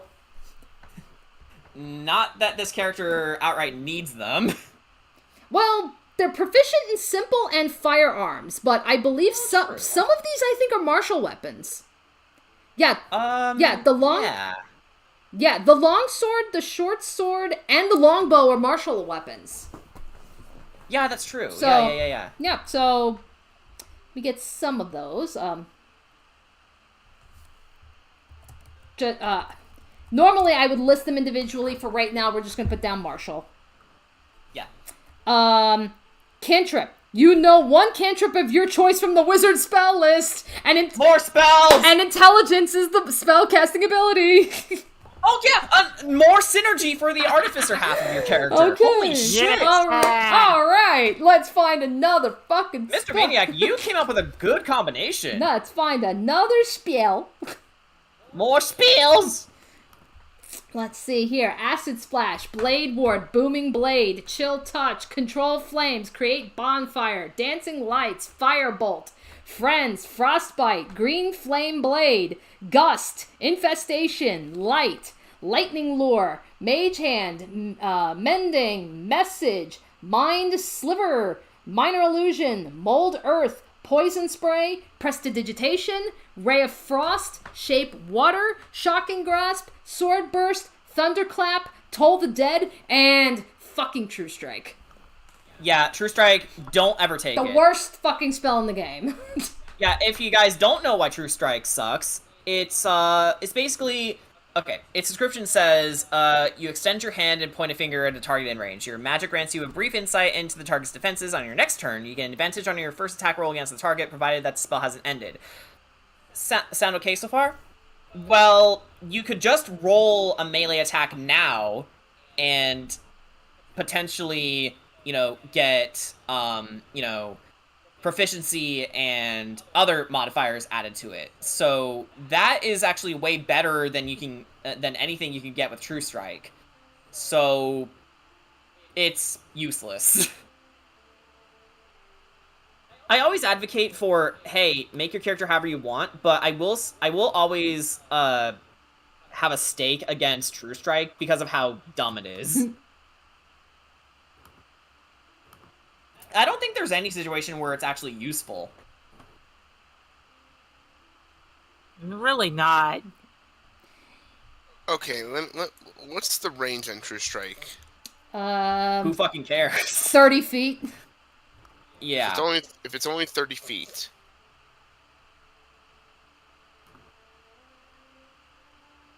I can think of very niche circumstances. Yeah, but what's the frequency of said, those situations is the question. Yeah, that's what I said. I can see niche, not good, let alone consistently good situations. Where... I think the spell that I probably don't like is Bolt. Well, what was that? I think the one spell I actually don't like is Witch Bolt. Yeah, I know everyone gives Witch Bolt shit. Why is that?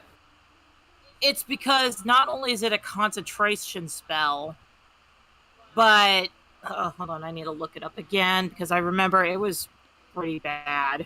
I'll pull it up too. If you're playing through components, doesn't it have, like, a stupidly rare component? A twig from a tree that has been struck by lightning. That's specific. Yep. Okay, so casting time 1 action, range 30 feet, duration, concentration up to 1 minute. Make a ranged spell attack against the creature on a hit, 1d12 lightning damage. Okay. So for cantrip, I decided I'm gonna give a message. Message is good. Yeah. And Curious is that too. Yeah, because I'm thinking, like, how, like, the message, like, you ever see, like, those, like, makeshift telephones or something where it's, like, the cup's attached to the string? Oh yeah, like the cup and the string. Yeah. So it's like, yeah, I what? actually remember you. Yeah, what if we flavored it as like, yeah, they're literally like they're using like a string and it's literally like connecting to like somebody's ear. Oh my god, I love that. So yeah, the reason why nobody likes this spell is because you can't move it technically, and if your target moves out of the way or out of the spell range, it automatically ends. And, okay. And we can also learn another language. Interesting. So common and elf, that's a given. So what other language do we want to give this elf? Just throwing this out there, primordial. Fuck it, why? I'm thinking- Fuck it, why not? Primordial. Primordial. I was actually thinking infernal. No, primordial's funnier. Okay. So, I mean, there has to be a reason why this character is so good at yarn bombing everything. Alrighty. Oh, let me see. 14 plus dex, because like, yeah, I got dex. There we go. Armor class is 15, because the scale mail is 14 plus whatever the dex mod is. So, should tell you. yeah. See, on the one hand, I'm looking at this and I'm looking at which bolts. Yeah, if you order the target moves, the spell ends. However, if you can trap the if you're able to trap the opponent, prevent them from moving, that's 1d12. Lightning damage? And 1d12 lightning damage, and 1d12 is not bad. It's really not. It's just, you have to make sure that your opponent doesn't move at all. So, I mean, hey, I can see it working if two characters are working together. Like, one character is restraining them with, like, another spell, and then the one who's about to cast Witch Bolt is, basically without anything in their way. I went and okay. I went on ahead and rolled the hit points. Oh yeah, okay. So Yeah, 30 because oh, you first. Yeah, let her go first. So 38 hit points. So I think at this point the only thing we got to figure out now is a background, because that also gives us shit. Oh boy, where do we begin? Okay, so let's figure out what's an interesting background that we can give our artificer, our yarn bombing Iron Man cleric. Okay, let's see here.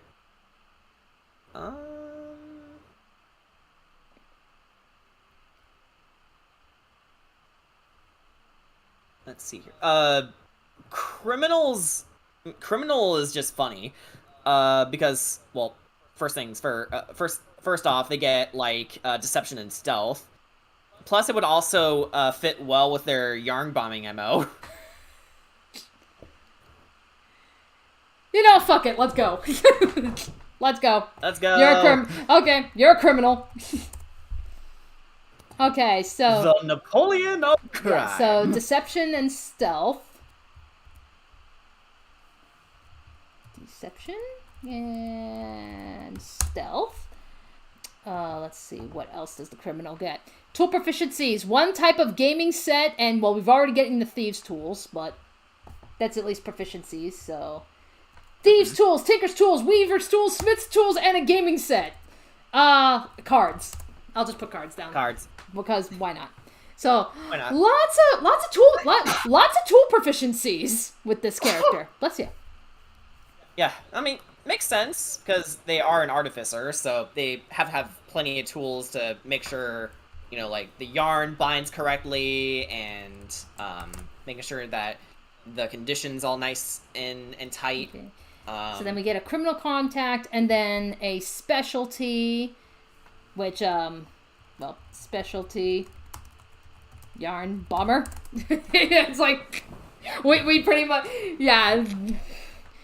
It's a victimless crime. And then, so I think at this point, this is normally where you would decide your personality traits, your ideals, your bonds, and your flaws. Like, but we don't need to go that deep for this type of thing. And I'm not going to bother with alignment either. So, No. I think at this point, it's pretty much, name. Yeah, name. Okay. But first off, gender. Gender. Is this gonna be a dude or is this gonna be a lady? Yeah. Let's go with lady. Or anything in between. True. Yeah, good point. Let's go with lady. Yeah, okay. lady? So, chat, what do you think? Okay, yeah, Jen wants a lady. I know Jordan was suggesting yarn bombing grandma. You know what? That is true. If I wanted to still go with that, then yeah. You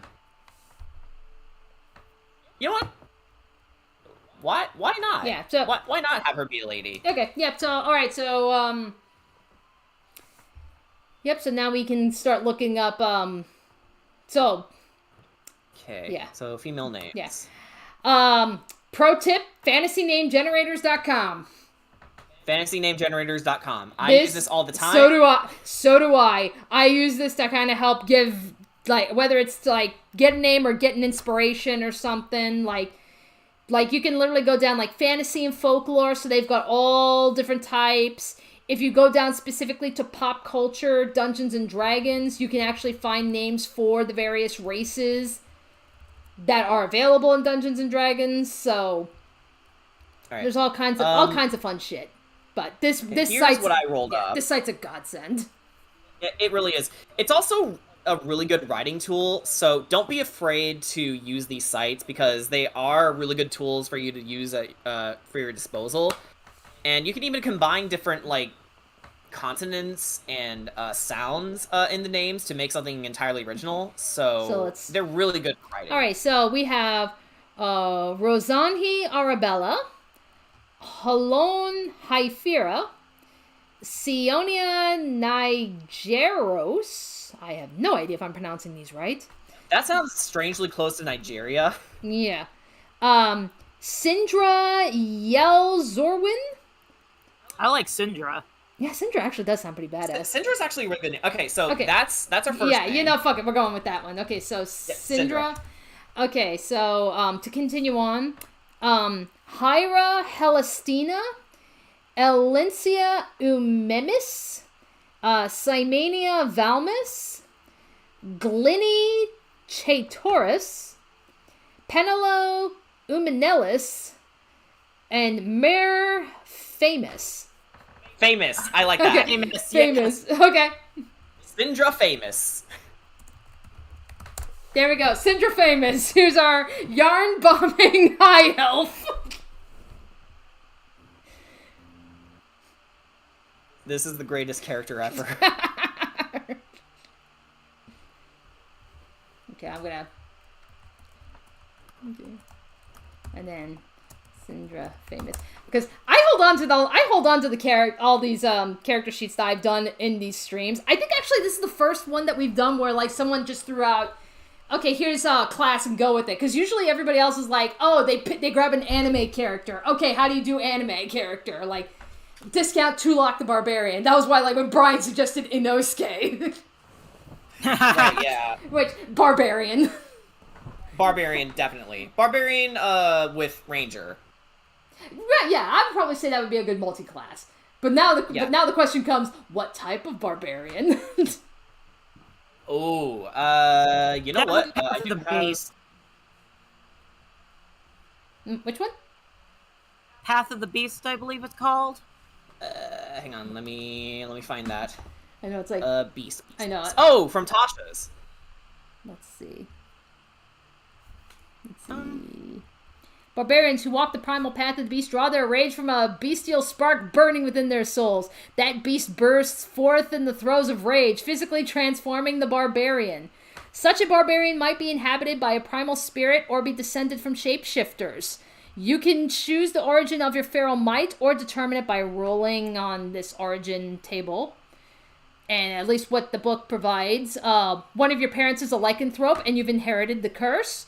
You're descended from an archdruid, and you've inherited the ability to partially change shape. A fae spirit gifted you with the ability to adopt different bestial aspects, or an ancient animal spirit dwells within you, allowing you to walk this path. I mean, Inosuke isn't literally part boar. He just wears a boar mask. Yeah, I mean, he fights like the most fantastic thing about him is that he fights like a boar. The only fantastic thing about him is his flexibility. Other than that, he can't wild shape. I'm trying to think, like, what about a berserker? Berserker is actually pretty good. I mean, it's the best barbarian that's ever barbarian, so, you can do worse than this. Let's see. Yeah, because there's Ancestral Guardian, there's Battle Rager. What the fuck is a Battle Rager? Never heard. Oh, Battle Rager. That's from Sword Coast Adventurer's Guide. Because I've never heard of that one. Seems to have ties with the dwarves. Oh well, that boy ain't a dwarf. No. But they specialize in wearing bulky, spiked armor and throwing themselves into combat, striking with their body itself and giving themselves over to the fury of battle. Dwarves only. That's lame. Okay. Yeah, but then it's like I see like Storm Herald, Wild Magic. Those are your more magic based barbarians.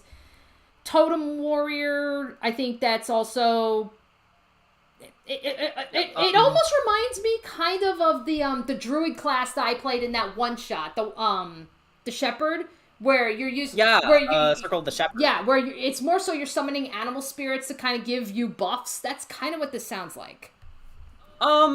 It's a little different. Totem barbarians actually, they choose a totem spirit and then gain its features. So they don't exactly summon the totem, but they take on its aspects. Right. And then if you wanted to play the Zealot Barbarian, that's basically Cleric Barbarian. It actually looks like really? Like I was looking at Zealot, it actually looks like you get some semblance of cleric abilities through it. That's actually cool. Oh my god, its 14th level feature is called Rage Beyond Death. Like, holy shit. Too angry to die is literally one of its things. Yeah, so Inosuke would definitely be Berserker Barbarian.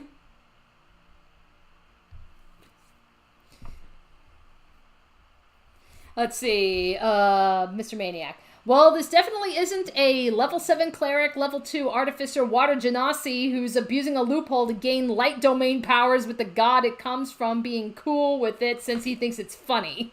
Either way, that was hilarious. That's a run-on sentence. As for the ranger half, I would say Druid Ranger path. No, for Inosuke. I'm thinking either just Hunter or even just Gloomstalker, since actually no, they use magic. I know, yeah, that's where it gets tricky because it's like my first thought is, well, what about like Monster Slayer and just like flavor that into, well, you're technically hunting demons. Yeah, Monster Slayer is another thing I was thinking of. I just wasn't sure, but we can totally flavor that to Inosuke. It's just but it's just his intuition is really good. Right. So. It's just the Monster Slayer also gets the magic, which again we could probably flavor that a little bit differently because it's like, I mean, we don't have to make it being you may be gaining spells, but who's to say you can't just like flavor that as like something else? It's not like, oh, I'm literally casting magic. Like that can literally just be like Inosuke does something that kind of gives you the same effect, but it's probably more in character with him doing something like physically or something. Yeah, so Hunter would fit him the best, because So what would his favorite enemy be? Is there demon or something close to it? Yeah, there should be. Fiend, I guess, would be kind of close to it. Yeah, I was about to say that. Fiend is definitely an option for them. Yeah. So I would say, I would probably say, he specializes in, favorite enemy, fiends. Yes, fiends. That's one of the favorite enemy types. Definitely favorite terrain is forest. Yeah. Or we could just give him Deft Explorer. You know, you're an unsurpassed explorer and survivor, both in the wilderness and in dealing with others on your travels.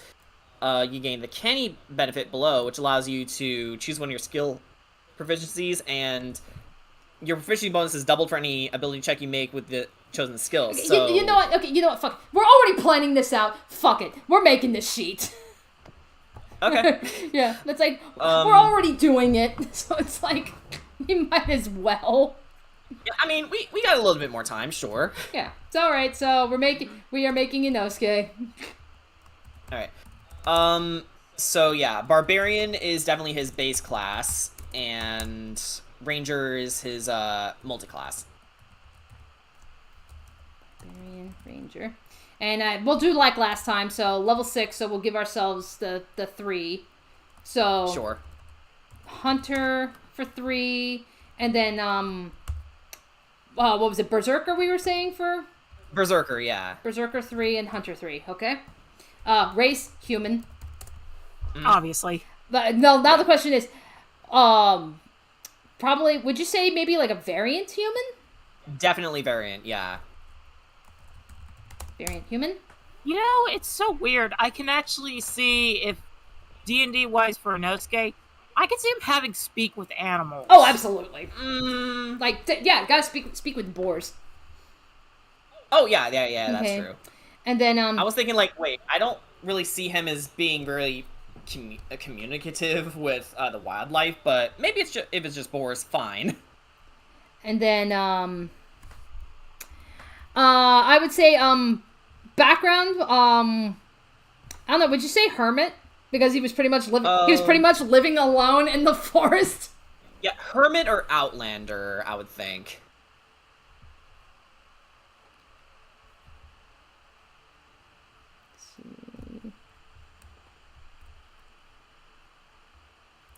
Yeah, probably Outlander, just because Outlander gives athletics and survival. Hermit gives medicine and religion. One clearly sounds more appropriate for Inosuke. Yeah, Outlander. Okay. Outlander, definitely. Outlander. No, that's where it's like... And of course, Brian is not here. It's like, this was... Yeah, I think he got pulled away to work. Yeah, I know, but I was like, damn it. It's like, yeah, this was his suggestion. Oh my god. Also, Danny, I got a funny story to tell you. Yep. You know how apparently vampires like to follow me around? Yep. Well, recently, Neopets decided to release a new pet. Okay. It's called the Talpatat. It's adorable. Well, Realm decided to inform me that apparently it's a vampire for eggs. God damn it. And then my stepdad decided to bring home some movies, and the movie that he particularly thought that I would adore is Van Helsing. I'm like, can these vampires please leave me alone? No! Yeah, I'm... Like, we know the reason, it's just, holy shit, is there no way to protect yourself from this? Like, at this rate, a vampire is actually going to steal itself away into your home and then suck your blood or something. I mean, I get I'm a rare blood type, but still! But yeah, that's the reason why I'm worried for you, because they're actually going to suck your blood. Don't worry, I eat a lot of pizza and other Italian food. I think I'm kind of safe. Yeah, but wouldn't it also be a good idea to line your room with, I don't know, garlic clothes? Okay. Either way. Okay. Okay, well, either way, I am going to roll stats for Inosuke. Yeah, here we go. Hopefully this goes better. Come on, baby, no whammies. Let's see. Big money, no whammies. 6, 4, 3, and 3. So 13. Okay. Not bad, not bad.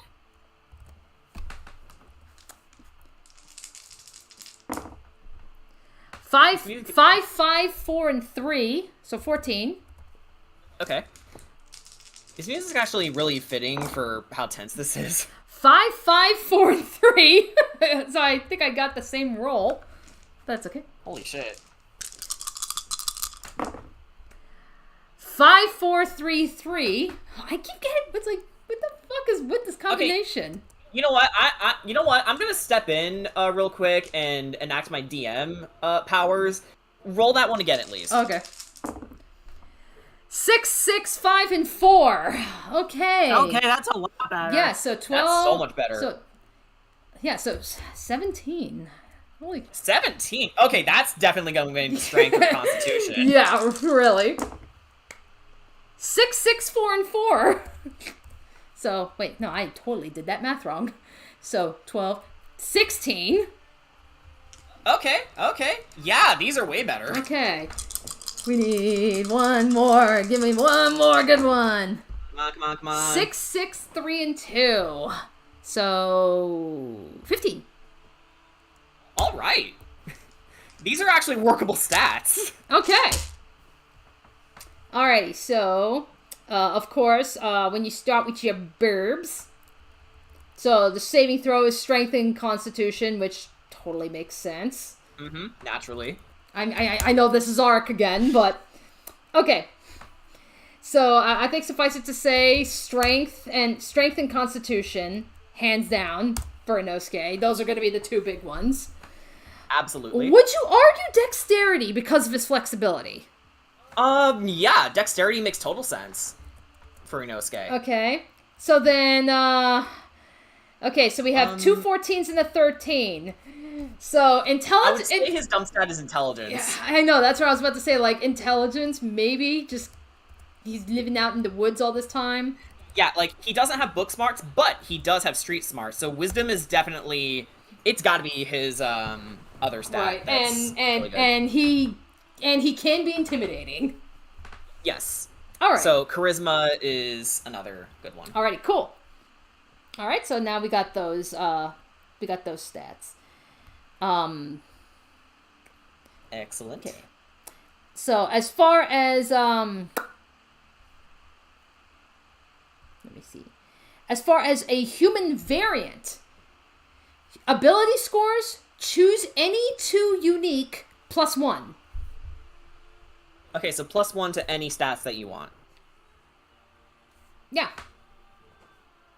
So, let's see here. Okay, I just remembered something cursed I think I from something crystal typed. Okay. I think I want to bump up the charisma. So let's bump up the intimidation, and Okay. let's beef up that strength modifier. All right. Okay. Speak, read common and one extra language of your choice. You gain proficiency in a skill of your choice, and you gain a feat of your choice. Ooh. Alright, so Let's see. There's got to be a feat that allows him to be flexible. yes, Oh, bless you. thank you. And proficiency in one skill of your choice. God damn it. Bless you again. Thank you. Let's see. Okay. Well, for starters, let me see. So, for skills, for Barbarian, you can choose between animal handling, athletics, intimidation, nature, perception, and survival. I would say nature, considering of how. I would say survival. I Definitely. could say survival fits better. Yeah. Yeah, because he's, Yeah. you know, And I mean, we got to give him intimidation. yeah. Because, granted, we've only seen, we've only seen the first season, and we've watched the Mugen Train stuff so far with Demon Slayer. We still have a whole nother season we got to get through. So, I have no, so again, that's one of those things, like, I don't know, like, you know, if Inosuke, like, would nature make sense for Inosuke? I'm not sure if it would. Like, survival, absolutely. Intimidation, absolutely. Okay, this is from Grim Hollow, but this is the feat I'm thinking that Inosuke can have. Nimble Physique. And I know that's technically Grim Hollow, so if you could, oh, you actually linked it. Let me take a look. See.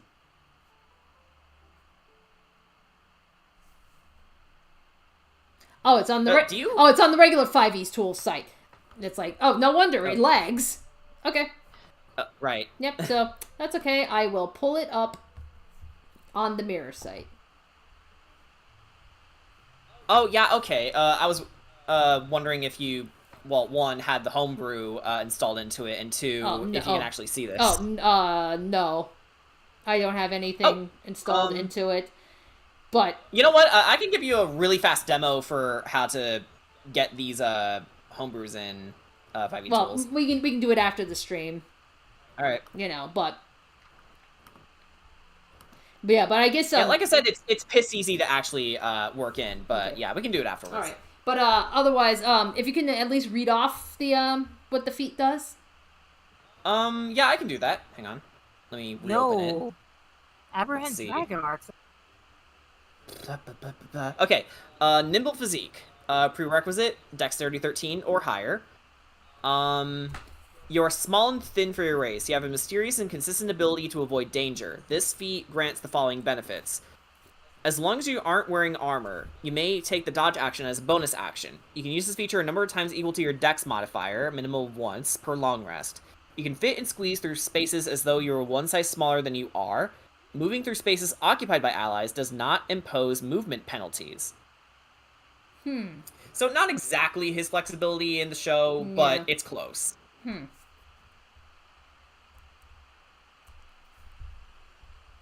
well, hang on, let me take a look, see.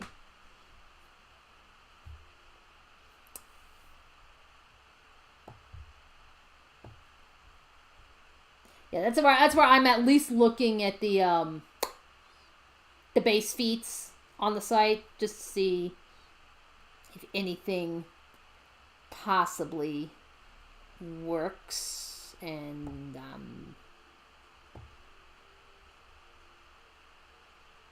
oh, duh! Another good one is actually Charger. oh, Charger. Because he's always saying coming through. When you use your attack action to dash, you use a bonus action to make one melee weapon or shove a creature. If you move at least 10 feet in a straight line immediately before taking this bonus action, you gain a +5 bonus to the damage roll or push the target. Yep, there we go. Charger. Yep. Coming through. Coming through. Yep, that's a Inosuke. Okay. All right, so other than language, and proficiency in one skill of your choice. So yeah, we get to choose. We can pick another skill. Yeah. So sounds like it can be anything. So yeah. Would you say flexibility would count under acrobatics or athletics? I would say acrobatics for definite. Then I'd say we proficient on acrobatics. Yeah, because we got to at least make some reference to that. Mm-hmm. Okay, so then language. There is no pig speak. I know that. Well, okay. Failing that, what is a good replacement? Give me a second.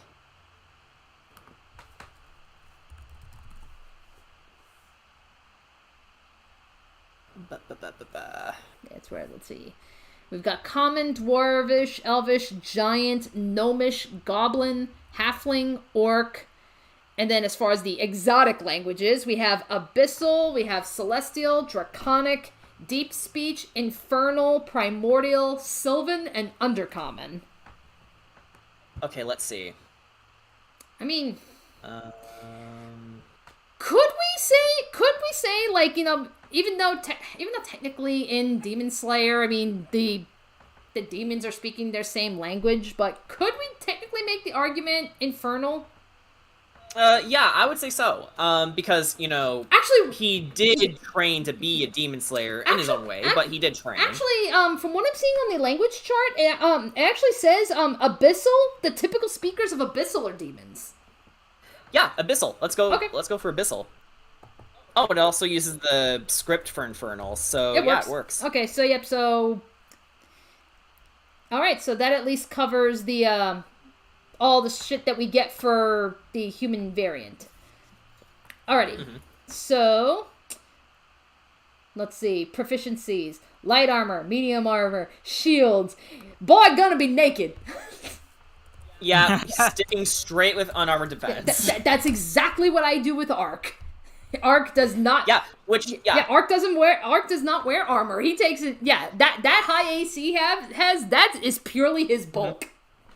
Yeah, like, I don't understand why they give barbarians, like, armor proficiency if they have unarmored defense, which is, like, 1,000,000 times better for them. I mean, I guess you can make the argument in saying that, okay, maybe their stats aren't good enough to use unarmored defense even if they wanted to use it, so maybe they can use armored then, but then they wouldn't get too many bonuses from raging. Yeah. Or rather, unarmored defense, but you can use a shield and still gain this benefit, so Yeah. shields are safe, but Okay. So at least as far as starting equipment goes, starting equipment: a great axe or any martial melee weapon, two-hand axe. No, two-hand axes or any simple weapon, an explorer's pack, and 4 javelins. So we gotta give him his swords. yeah, like, nah, let's just stick with his two swords. So, like, let's look at 2 long swords and give him those. Let's see.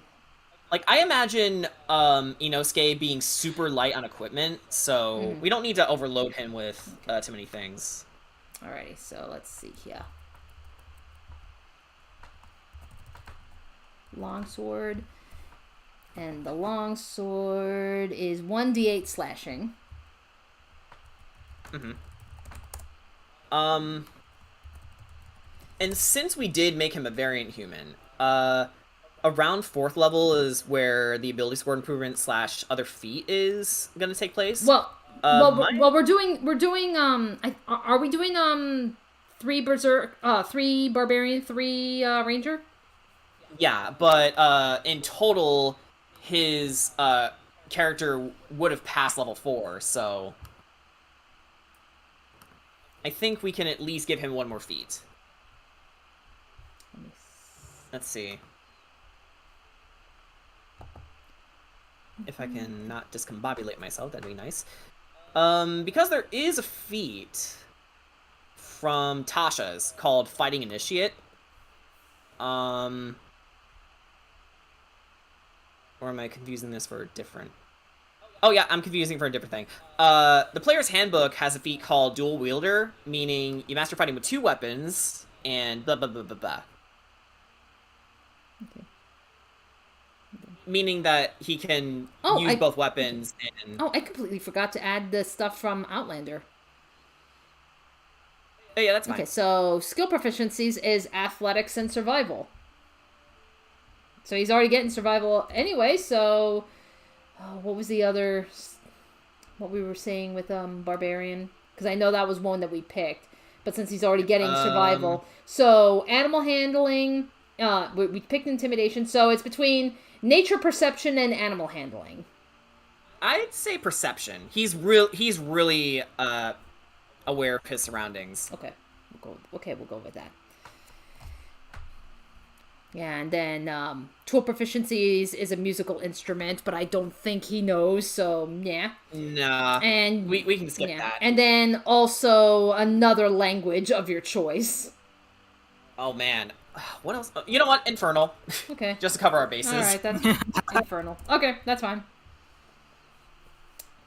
Okay, and then I think we said we were sticking with swords. Yeah. Again, very very light on equipment. Okay. Alrighty. So that being said, alright, so now we just go into the features. So, of course, Alright. Rage. Rage. That's kind of a given. I would like to rage. Okay. Yeah. Unarmed. I would like to rage. Also, you have unarmored defense.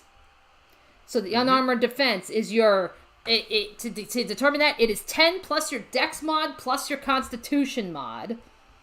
And in total, that 10, makes 15. 15. Decent. Yeah, not too shabby. Okay. That's actually really good. Yeah. We also get danger sense. Oh yeah, yeah. The synergy's already happening here. Yeah, so we get danger sense, reckless attack. Mm-hmm. So now then we go into the berserker. We get frenzy. When you choose this path, you go into a frenzy. When you do so for the duration of your rage, you can make a single melee attack weapon as a bonus action on each of your turns after this one. When your rage ends, you suffer 1 level of exhaustion. Yeah, so typically what I think you're supposed to it's like, use it for is Yeah, it kind of sounds like, you can gain some, it sounds like, okay, you get another extra attack, but it's at the cost of a level of exhaustion, which you get back from resting anyway. Yeah. Typically what you would do is you would start your rage as your bonus action, then you attack on your first turn. Then on the next turn, you say, I'm gonna do a frenzied attack, and it allows you to make a single melee weapon attack as a bonus action on each of your turns after this one. So as soon as you initiate the frenzy, you basically get an extra attack. Okay. All right. Okay, so I'd explain it rather sloppily, but that's how it works. Right. Okay, well that at least covers the barbarian. So now we can move on into ranger. And fortunately, so to multi-class into the ranger, we need a dexterity and a wisdom of 13. Dex is 15, wisdom is 14. Inosuke meets it. Mm-hmm. So now, what else does that? Proficiency in light, medium armor, shields, already have that. Simple martial weapon, already have that. Mm-hmm. Skills. Choose one from animal handling, athletics, insight, investigation, nature perception, stealth, and survival. Insight, yes. Alrighty, that works. Okay. Alright, so now, favored enemy. I think we were saying this, so, what was the closest that we had said for demons? Fiends. Okay. Fiends. Alright, we also get natural explorer. Or deft explorer. What's the difference between these two? Yeah, there's a huge difference, and trust me, it's really good. Okay, so you're natural explorer. You're particularly familiar with one type of environment. You pick a favorite terrain. When you make an intelligence or wisdom check related to the terrain, the proficiency bonus is doubled. Okay, and you get some other boosts. Deft explorer. You are an unsurpassed explorer and survivor, both in the wilderness and dealing with others in your travel. You gain the canny benefit. You gain an additional benefit below when you reach 6th level and 10th level. Choose one of your skill proficiencies. Your proficiency bonus is doubled for any ability. I'd say Deft Explorer. Deft Explorer, definitely, yeah. Because that's the difference I was alluding to. Okay. Natural Explorer on paper sounds cool, but it's held back by the one thing that Deft Explorer fixes. It's situational. So, you better hope that your DM prepared an entire campaign in a forest, because otherwise, if you're like in the Arctic, it's not going to help you. But Deft Explorer, it's way more useful because it covers more bases than just one environment. And okay. Also canny. And then I saw 2nd level rangers. They get a fighting style, two-handed. Mm-hmm. Two-handed. Okay, so, yeah. Okay, then. Yeah. Oh, never mind. Never mind. Son of a bitch. So What? with the canny, you also you can speak and read and write 2 additional languages. Why is Oh my god! Damn. why is Inosuke literate? Okay, you know what? Let's ignore that part, okay? Why is this boy fucking literate? Okay, so, Homebrew the reason. He can only, read and write Abyssal and Infernal, and that's it. That's where it's like, yeah, the boy don't need it. No. Alrighty. And then... I was gonna say the reason is entirely because it's not that he knows how to read.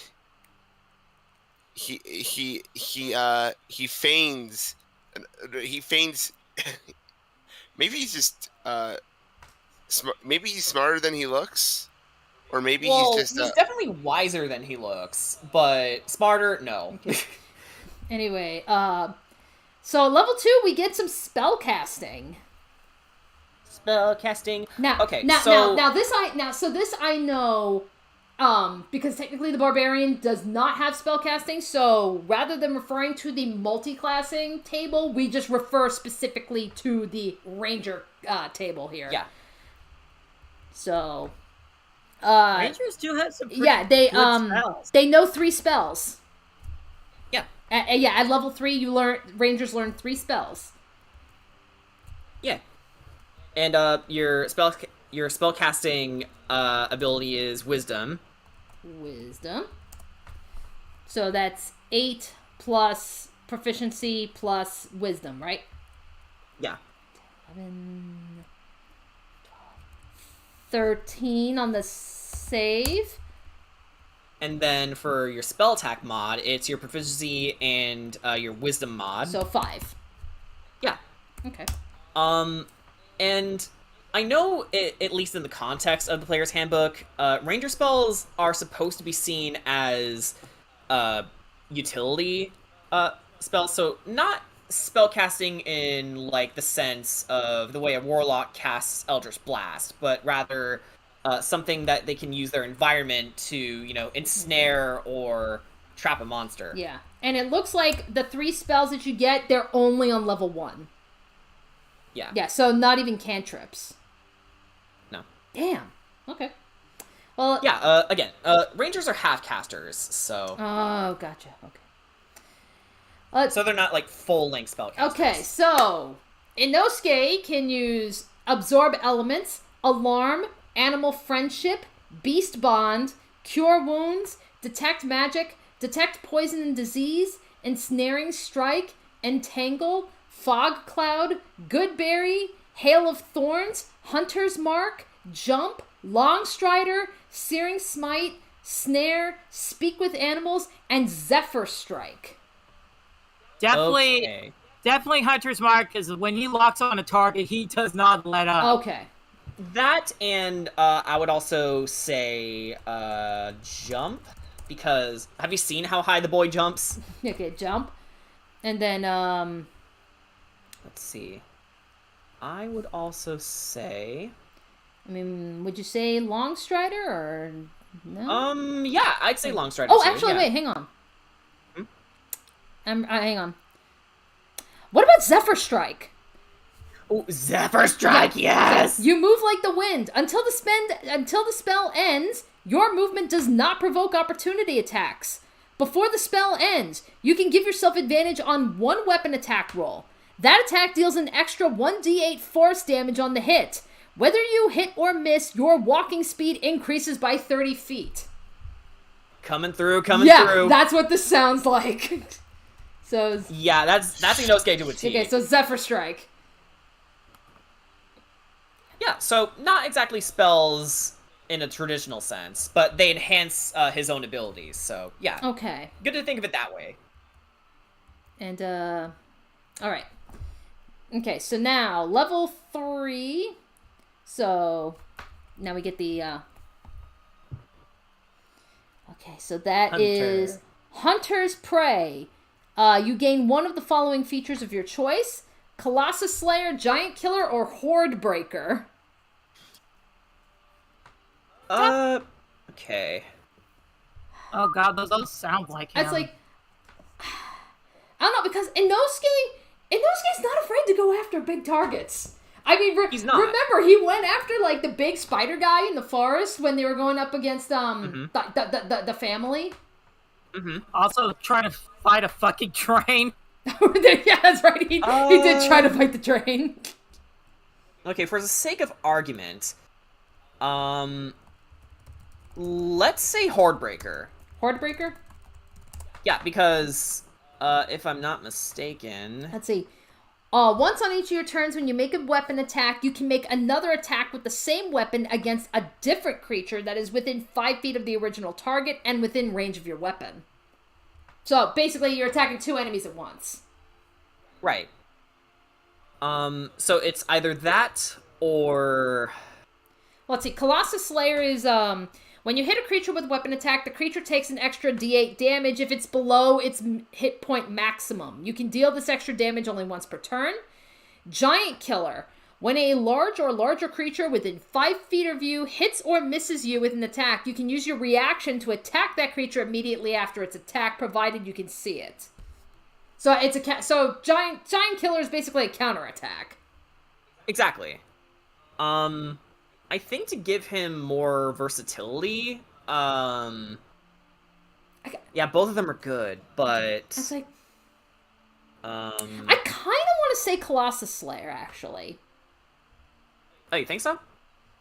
Yeah, because again, Inosuke goes after big targets, and he's especially about, like, hitting hard. You know what? Yeah, I agree with that. Colossus Slayer. Yeah. Colossus. Okay. Primeval Awareness. Beginning at 3rd level, you use your action to expend 1 spell slot to focus your awareness on the region around you. Oh, okay. That sounds neat. Yeah. You can sense... you can sense the following types of creatures that are within a mile. Aberrations, Celestials, Dragons, Elementals, Fae, Fiends, and Undead. Fiends. Alternatively, there's also the optional feature, which I don't think Inosuke necessarily needs, but it is an option which, well, granted, does replace the Primeval Awareness feature, but if you want to be Primal Awareness, go ahead. You can focus your awareness through the interconnections of nature. You learn additional spells when you reach certain levels in this class if you don't know them already, and they don't count against. So at level 3, he could speak with animals. I'd say the Primeval Awareness. Yeah, Primeval Awareness. Which Primeval Awareness isn't bad in of itself. And, unlike Favorite Terrain. Yeah, and, that's actually it for Ranger. Alrighty. So, at this point, we gotta determine hit points. And, yeah, both Barbarians and Rangers, they use different die. Yeah. Yeah, so, we started with Barbarian, so we'll start with Barbarian. So, that is a... So, 1d12. But, yeah, so, let's see, what's the con again? 3. Okay. So, plus... I gotta go get food, so I'll be back in a minute. Okay. Okay. Right. 5 plus 8 plus... Okay, now we move on to the Ranger dice. 6, 9 plus... 10 plus... Boy has 56 hit points. Nice.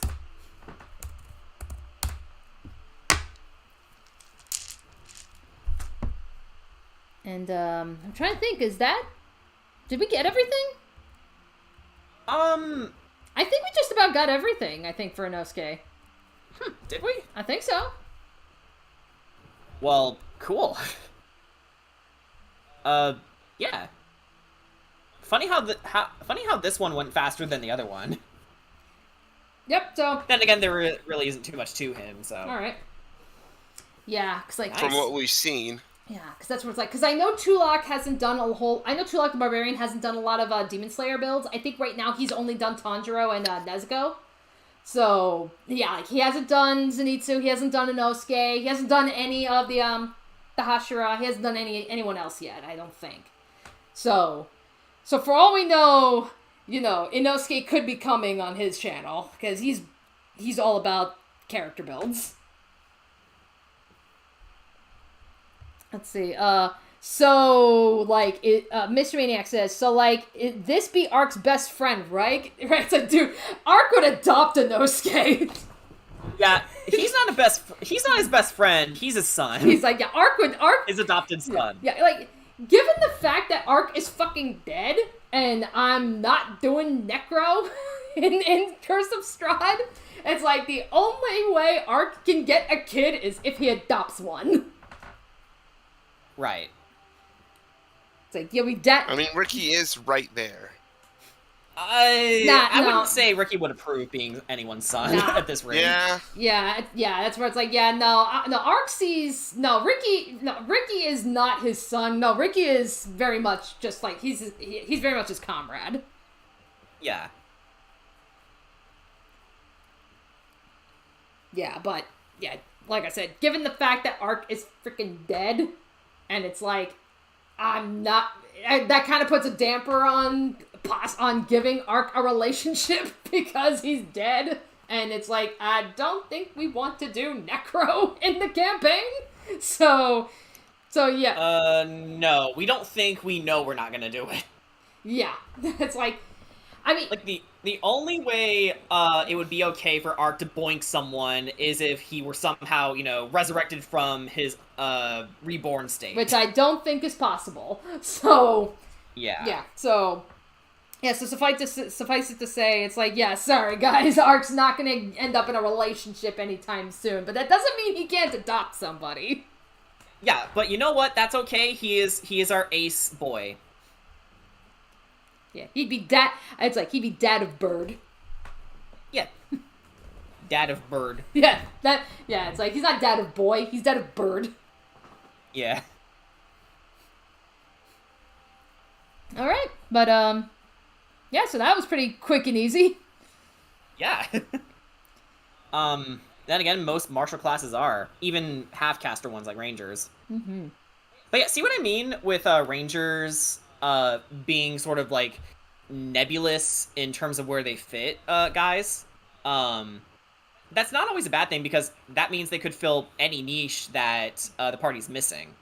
Which is why I love them so much because of how flexible they are. Mm-hmm. Alrighty. Okay. You know what? I think just for funsies, because I know I showed off Ark's sheet, I could show off some other sheets. Yeah. Like here, I'll bring up Castiel. Oh yeah. Oh man, it's been a hot minute since any of us have seen it. Yeah, because I think this is a good way to close out the stream is if I show off some of my other characters that I've done. So, yep. So this is a Yep. So this is Castiel. So this was my very first D&D character. So this was for the Abode, Wood Elf Life Cleric, and yeah, Jordan. As you can see, Jordan was being very generous with the levels. So we got to level 16.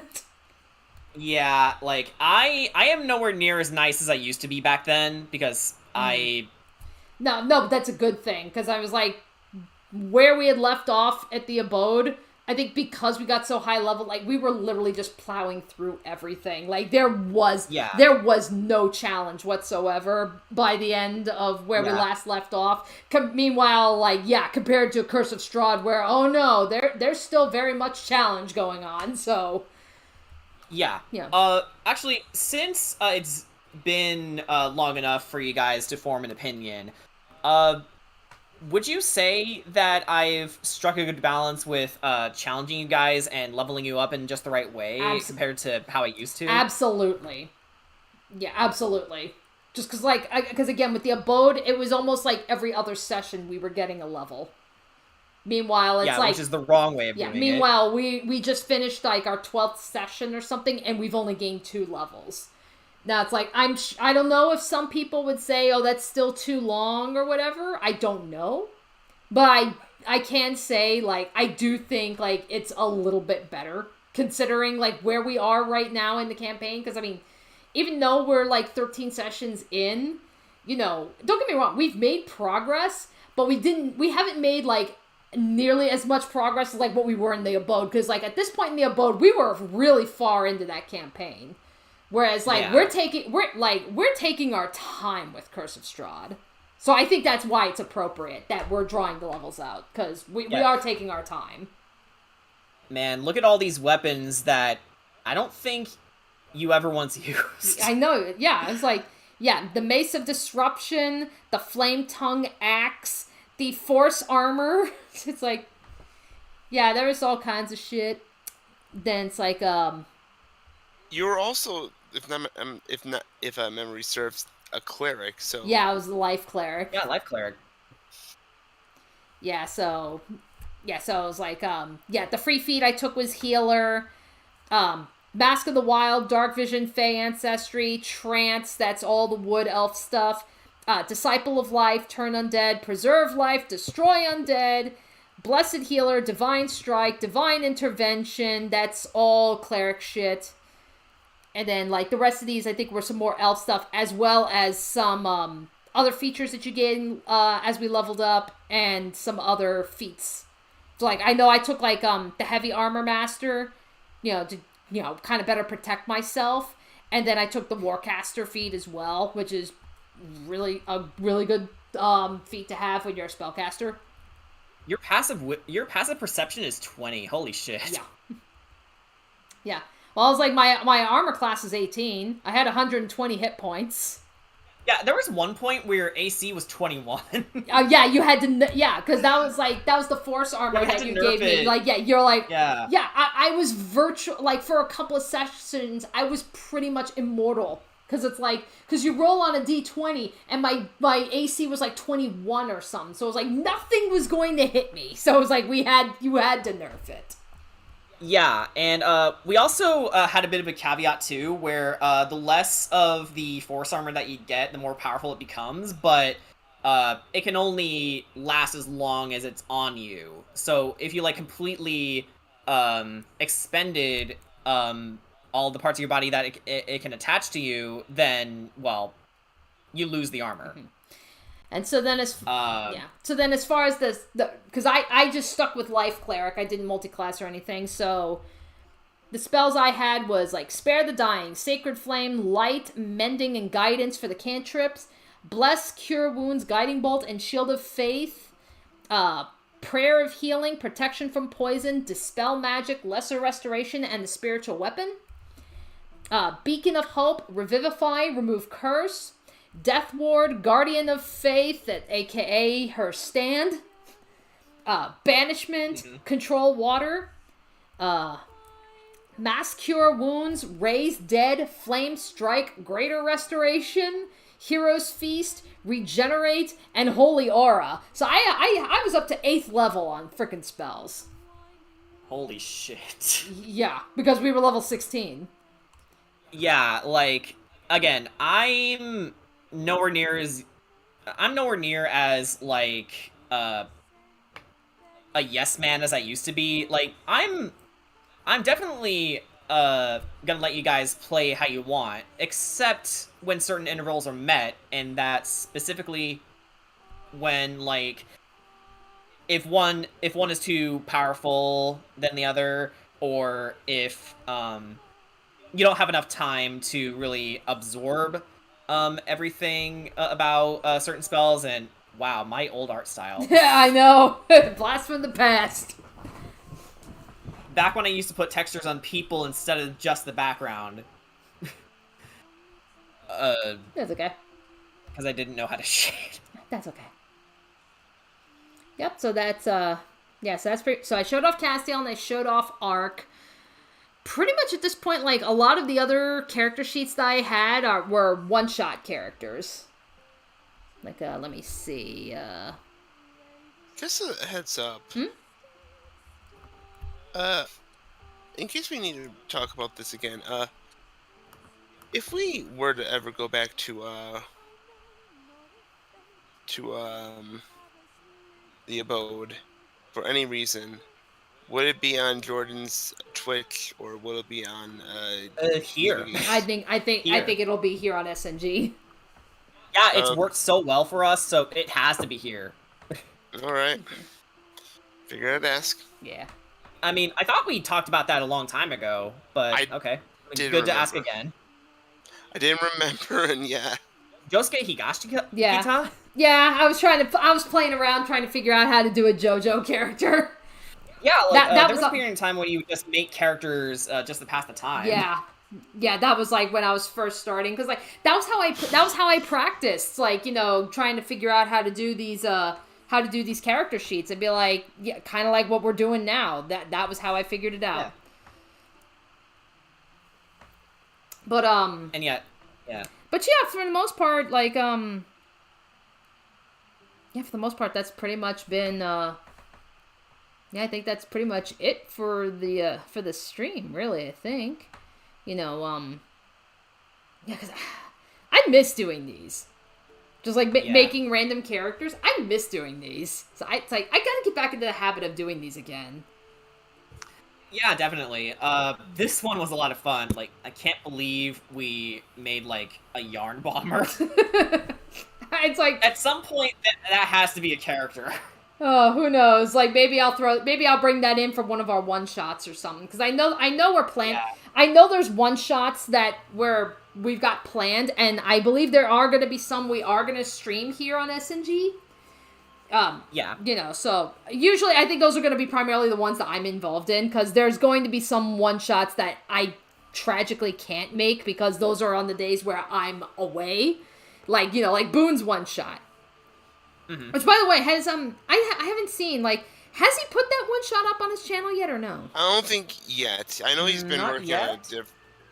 on I know at the very least he's also been working on another very big project. Okay. Okay, yeah. Yeah, so I would say that's in the works. Okay. But yeah, well, because, like, yeah, as soon as I see that he's got that uploaded and stuff, like I said, I'll be sure to, like, link it and inform you all so that we can all watch it, because I'm curious to see what the hell happened, too. But, like, Yeah, I know... definitely a lot of things happened. I know for a fact there's going to be at least 2 one-shots I know I'm going to be in. One of them, Brian is going to be the DM, and the other one, Jen is going to be the DM. And I know I can't make the one in, June because, well, my brother is getting married. understandable. So yeah. I have to be there for him. Yeah, understandable. And I'm also going to be house sitting, so I definitely can't be around for June. Yeah. Again, totally understandable. So, but it's like I know I've already made the character for Brian's one shot. I'm in the process of working on the one that I want for Jen. Mm-hmm. You know, it's like, because, like, the initial idea that I had to tweak it a little bit more to, you know, make it work. Because, like, the initial idea that I had was, I wanted to try the Arcane Archer subclass for Fighter, and I'm still going to play around with that idea. But the initial idea that I thought what would have made it fun and interesting was, well, what if the race was a fairy? The problem, though, is Arcane Archer, because it's specifically with archery. And fairies are considered small creatures, so when the fairies use, like, longbows, it pretty much doesn't work. They fire with disadvantage. I mean, So- that could always be homebrewed to accommodate for your size. It could, Yeah. but ultimately, like, I ended up picking a different race, and I'm actually kind of liking this idea, so I'm gonna stick with it. Yeah? Yeah, like, gonna be, Hexblood. Ooh. So, still keep the, Fae theme, because the whole idea behind the Hexblood is, like, it's basically, you're on your road to becoming a hag.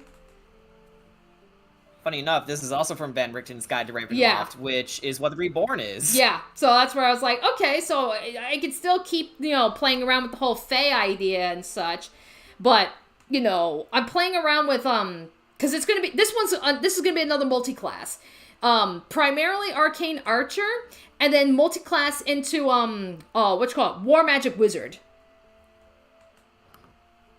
I feel like if there's anything I have difficulty with in regards to making characters, I never seem to multi-class ever. I mean, you don't have to, Yeah. but... I know I don't have to. And I'm not saying... I don't want to say I have to.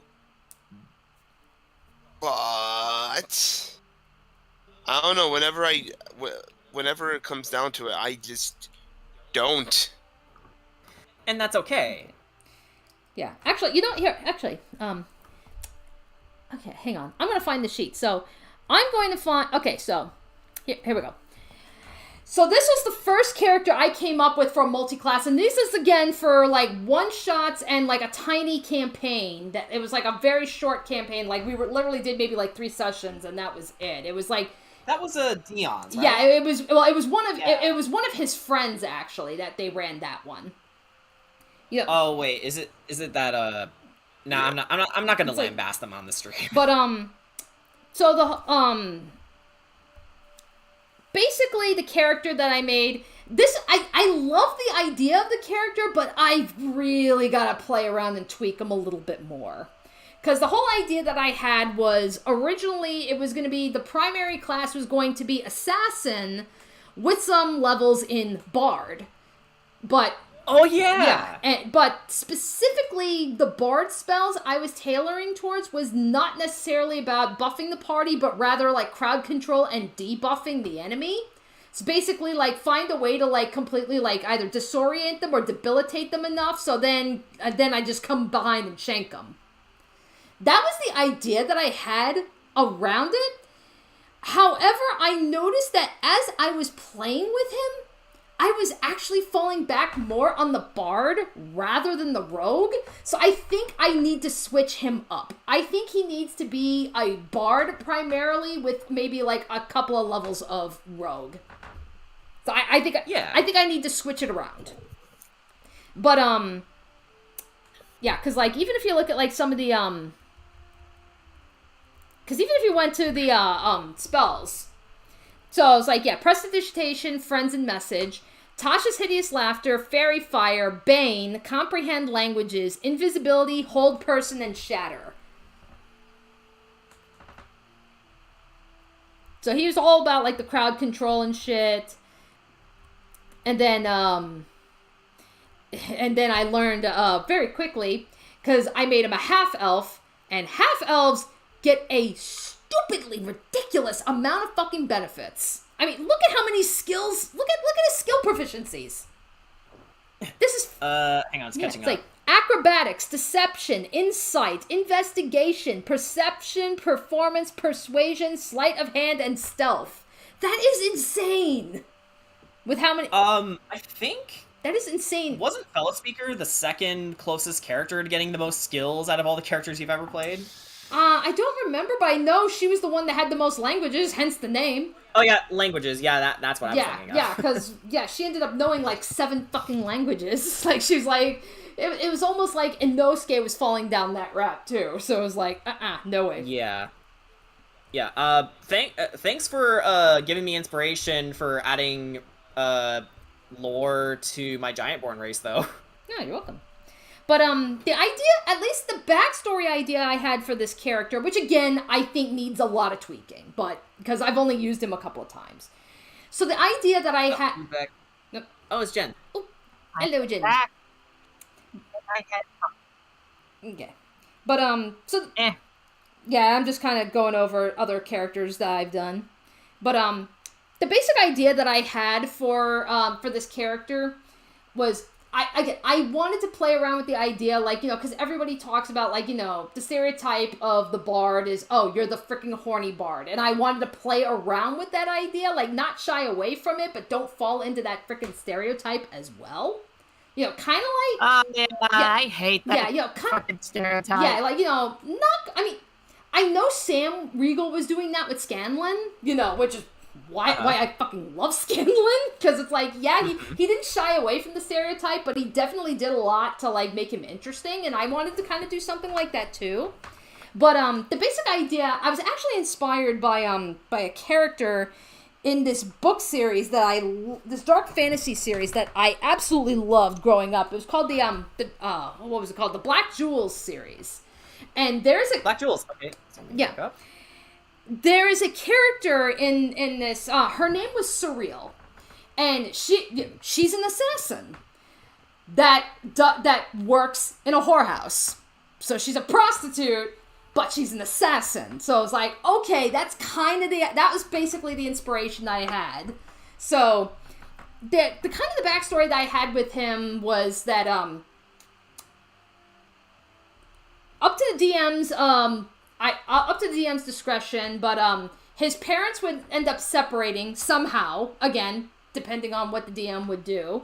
And his father, for whatever reason, either could not take care of him or absolutely refused. Whatever the reason, he ends up selling him to a freaking brothel.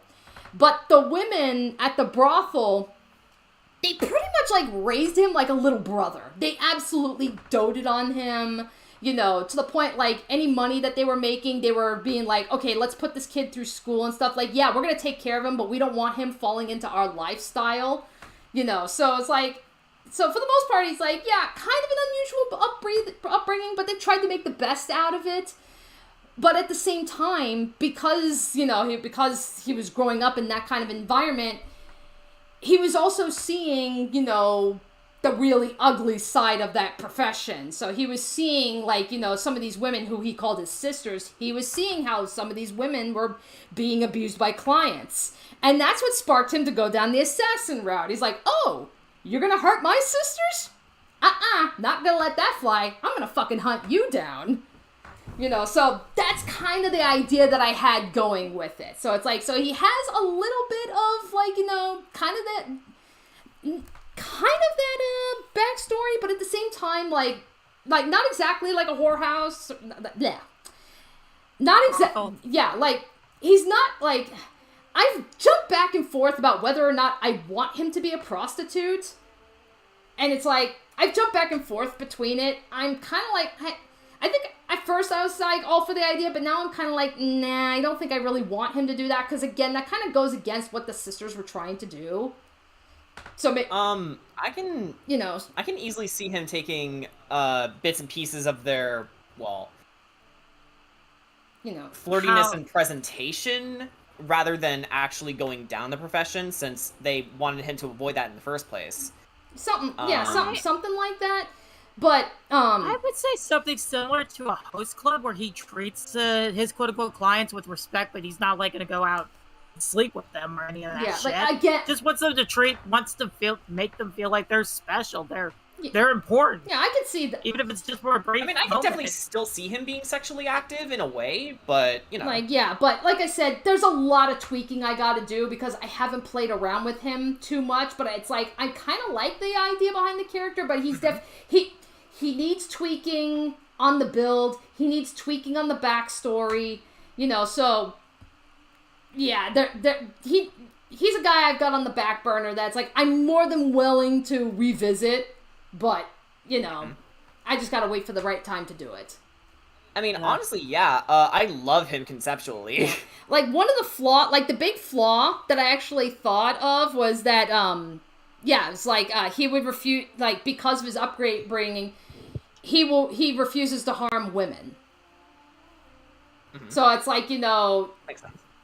Yeah, but it's like, at the same time, he's not going to be like, you know, it's not out of chivalry or anything. It's because, again, he's seen what people have done to disempowered women. He's like, I don't want to feed into that statistic. Now, that doesn't mean he won't, like, you know, that doesn't mean he won't, like, if pushed into a... He'll defend himself. He'll defend himself, or if push comes to shove and it's like, oh, no, they're fighting a freaking witch or something and the witch needs to die, then he's like...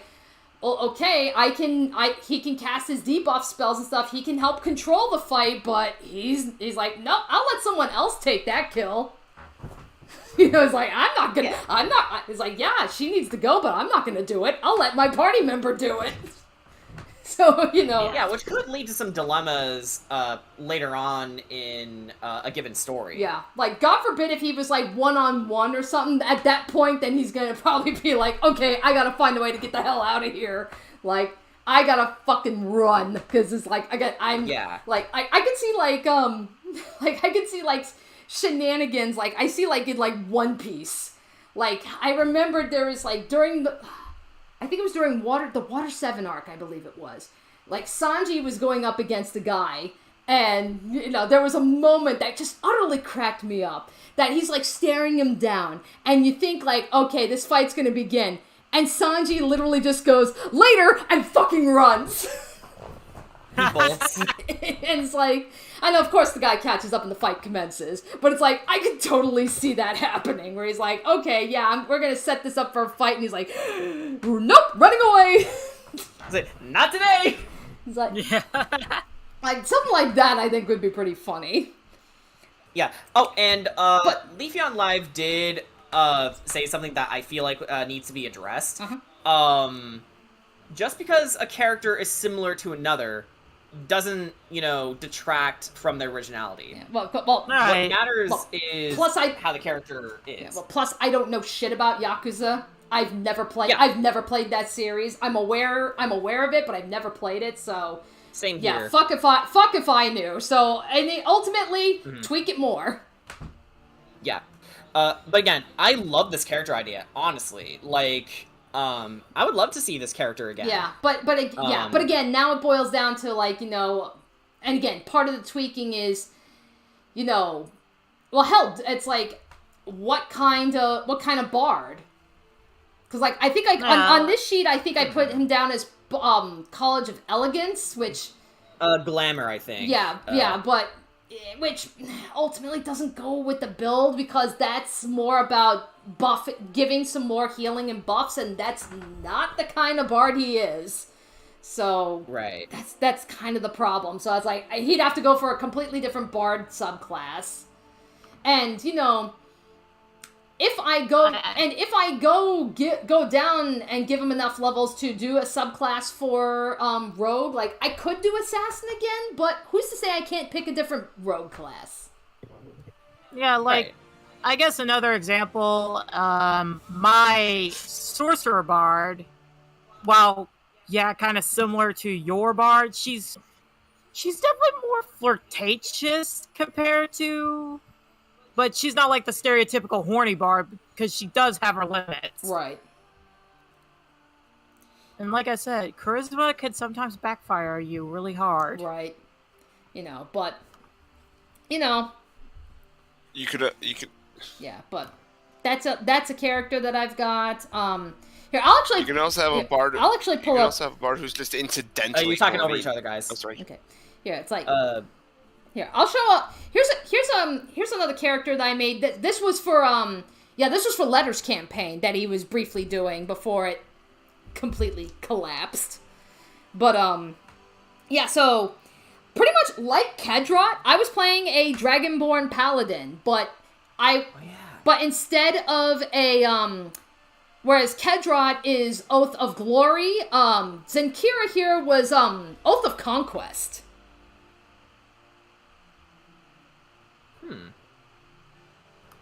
Yeah, so she was going to be an Oath of Conquest, and, yeah, I know, this is, like, level 1, actually. It's like, do I have her? Oh, no, here, current level. Okay, yeah. So, level 7. So, yeah, she was the Conquest Paladin.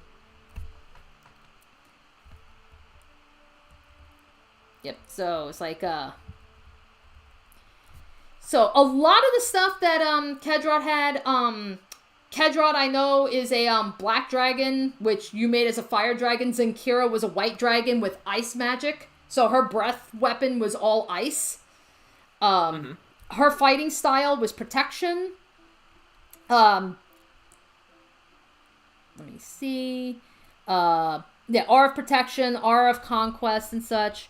And then as far as the skills went, Heroism, Command, Armor of Agathis, Thunderous Smite, Zone of Truth, Lesser Restoration, Locate Object, Hold Person, and Spiritual Weapon. Also, correction: neutral good, not evil, Mr. Maniac. Yeah. But Also, just because she's a Dragonborn, she's automatically related to Kedrot. How racist! nah. I know, right? No, That's like if you guys remember when Ryan, I think he was playing Doodle Date. You remember that god awful Russian stereotypical accent that I did during Doodle Date? That was Zenkira's voice. Oh man. ah, Yeah, so I was like, yeah, because it's like, Wow. Yeah. So that was the accent I was trying to go for, make her kind of sound more Russian, but it was so fucking awful. Yeah, nothing practice can't help. Yeah, but yeah, that's where I was like, I know, like because like I actually had a lot of fun playing Paladin. Yeah, Paladin is a fun class to play, but I think like I was actually debating on maybe bringing Zinkira in the Curse of Strahd, but yeah, once I heard that Brian was bringing Paladin in, I was like, oh, okay, well it doesn't make sense to bring in 2 Paladins, so let me pick something else. But then Ark came to me. Yep. The pieces fall as they may. Yeah. And honestly, I'm with you, Danny. So far, Ark is my favorite character from you. Oh, yeah. I love Ark. Like, I love the the shit big you dumb say bird. with him is so funny. Well, I mean, it's like, just even like the last session, it's like, yeah, you've got like Kira and Sugash, and they're like being like openly flirty about freaking, Mark, thank you. I'm having a brain fart here. Yeah, and Ark is just like, you guys are weird. Ace icon being an ace icon. Oh, hey, Brian. Butters is best paladin. Brian's in the chat. Butters is best paladin. Right. Oh yeah, Brian. I thought I'd tell you. We ended up making Inosuke into a character. And yeah, he actually ended up being made pretty fast. God, I also love the fact that some people say that bards are like the stereotypical, like, oh, we're in the spotlight. Meanwhile, my tiny bard just gonna sit in the corner. Yeah. You don't have to play a character to a stereotype. Make Right. a character, Mhm. not an archetype. Yeah. Like, that's the thing I don't get. Why do people don't? I mean, I guess I could kind of see it, but why don't people like quiet characters? Like, I think honestly, quiet characters are kind of interesting. Actually, I I think never had any real problems with it, but actually, I think because I know Boone is doing I know he wants to do a campaign eventually. I don't think he's decided when we're gonna start, because that'll probably be another one. I don't know if that's one he's going to want to stream on his channel, or if that's going to be one that we do here on SNG. I don't know. yeah, we need more communication from his part. Yeah, well, I think he's still working on it.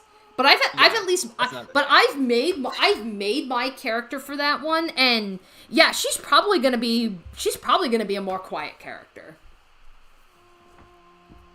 You know, like, Yeah, because like I was talking to some people about like my little bard, and they're like, well, why are you making them so quiet? Like, bards are supposed to be like up there, and I'm like, like supposed to be.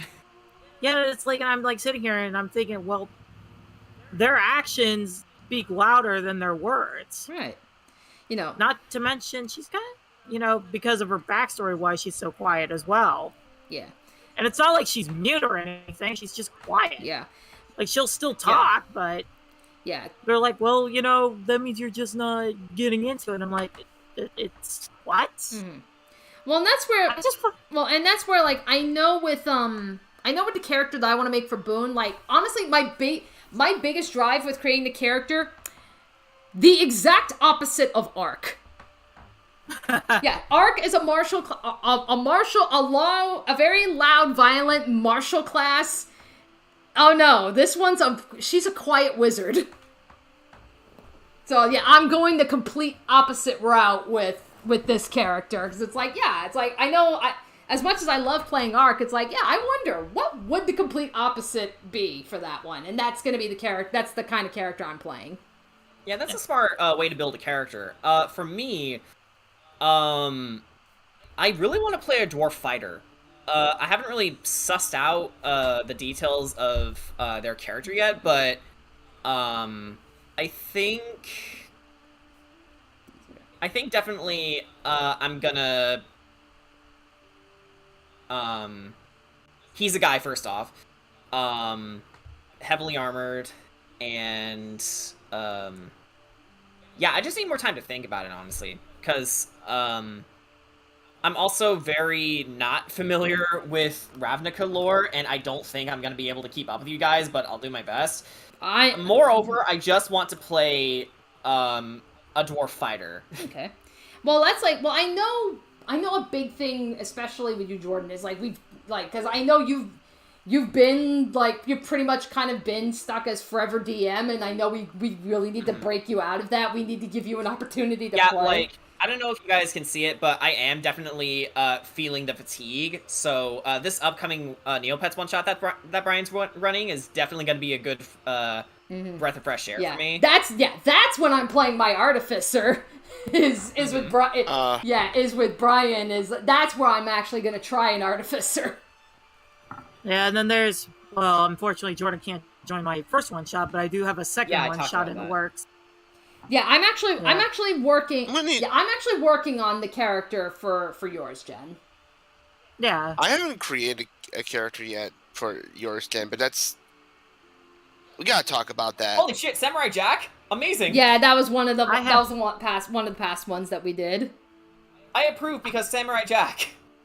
Yeah, I have 2 one-shots. Unfortunately, one is going to be way later in the year, but the one that I believe is in June. Yeah. Actually, it's like, because I know you're doing Curse of Strahd. I know eventually we'll get back to the Abode. I know Boone wants to do a campaign. It's like, because I mean, I would like to try my hand at DMing a campaign. The problem is which one? I think it would be best if, like, to pick like a module. Modules are definitely a good place to start. Yeah. The thing is, like, because I was looking at all the modules and shit, and it's like, I know a lot of the ones that people really like tend to be more for experienced DMs, like, like Curse of Strahd is a big one. Curse of I know, Strahd is like, definitely... I think, like, what is it, like, Rime of the Frost Maiden is another one people like. Waterdeep Dragon Heist is another one that's, like, you need DM experience to run those well, so that's where it's like, okay, I need to avoid those. There was one, the concept sounds interesting, but whenever I looked into it or watched videos of people talking about it, it's like, good idea, horrible execution for how it was written in the book, and that was Princes of the Apocalypse. Princes of the Apocalypse. Oh, okay.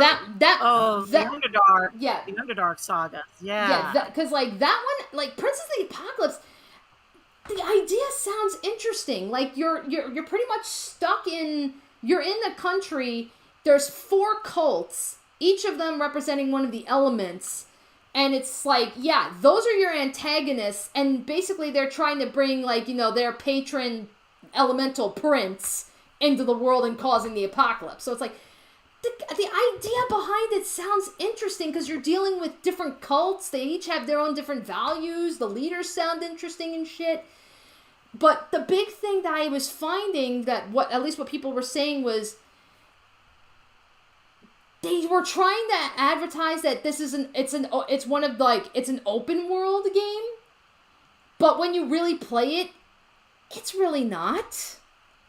Yeah, that's lame. Like, yeah, another one because, like, I think maybe this is because now I'm being spoiled with Curse of Strahd, because Curse of Strahd is pretty freaking open, all things considered. We've kind of been treating it very open. Like, I know there's areas that you've pretty much flat out told us, like, in game, like, oh, you're not ready. Like, you're not ready. Yeah, you're not, Amber Temple especially. Yeah, you're not ready for the Amber Temple. Oh, yeah. You're not ready to go into the swamps of Berez. You're not ready for Argynvostold. So it's like, I know you're not ready for the Abbey. I remember that. Yeah, so I know there's areas. I wonder how many. I know there are areas that, yeah, we're not ready for, but that doesn't mean like you're railroaded into going a specific route.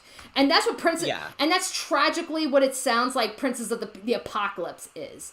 Like, the idea is supposed to be, like, it's open world, but it's, like, at the same time, it really looked like, because even when I read that book on 5e Tools, it honestly looked like, okay, no, you're not taking on the cults whenever you want or something. It's like, oh no, you have to start with the Wind cult, You have to start with. Like, You have to start. talk about railroading. Yeah, you have to start with the wind cult, and then you move on till I think it was like I think it might have been the earth cult or something. So it's like, yeah, they railroaded you in. So Yeah, that is super railroady. so I mean, I wouldn't necessarily, I guess, mind if it started like if it started railroady, and then you got like in like, but but after maybe a few like not that long into it, but not just not that long into it, it becomes open world. You just have to go through the first few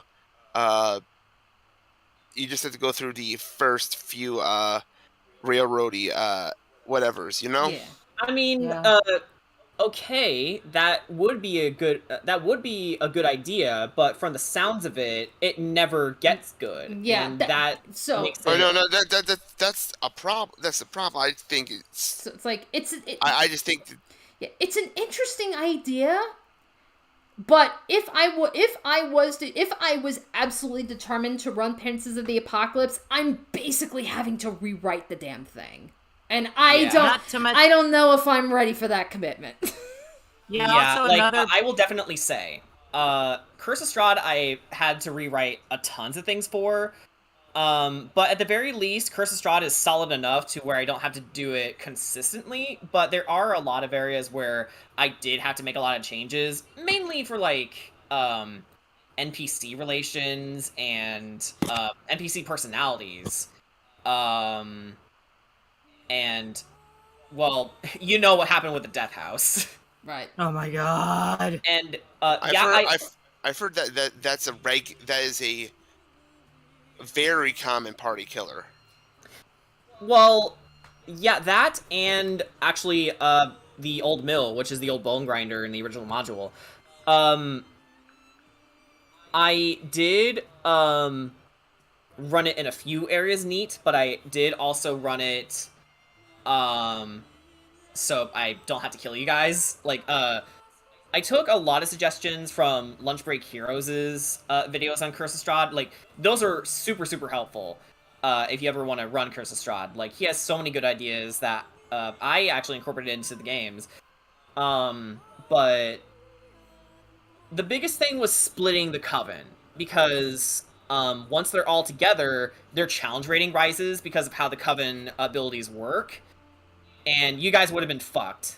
But I gave Luckily, you guys. I had a plan. Yeah, Kira had a plan, and also I made sure that you guys started with just 2 of them, so you had a bit more of a fighting chance. I just wasn't thinking Ricky would choose violence. I wanted you guys, in my head, to take a peaceful approach, because there was actually a peaceful way to resolve it. It's just Ricky was being Ricky. Yeah. Yeah. But yeah, so that's where. So yeah, so that's where. That's kind of where I'm at. So it's like I'd have to do some research and see like what would be a good module to start with. Yeah, definitely. Another book that sadly also suffers from the open world syndrome, quote unquote, is You mean the not open world syndrome? Yeah. Or doesn't have a lot of shit in it. Is the Tyranny of Dragons, Horde of the Dragon. Okay. I just want everyone to know that Jen and Jordan and Danny are spouting all these books and all these different stories that have all these different supposed open world whatevers, but are actually railroady as all get out. And I'm sitting here not Curse of knowing. Strahd wasn't open world. Wasn't like railroady. No, I'm not saying it was. I'm not saying Okay. it is. I'm saying you're talking about all these stories that are railroady, despite the fact that they claim themselves to be the opposite. I'm saying you're talking about all these stories that are like this, and I'm over here seeing like I'm just sitting here nodding and agreeing because I don't know any of these stories. It's fine. Yeah. Like some D&D players are just players, and that's fine. You don't have to be everything. Right.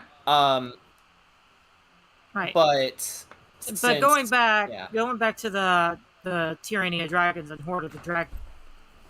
The problem with that book now, DMs I have talked to say that they had to do a lot of homebrewing when it comes to those books. Because for one, Tiamat, the big bad evil guy of that of those books, doesn't really do much. I mean, she's just kind of like sitting in a hole.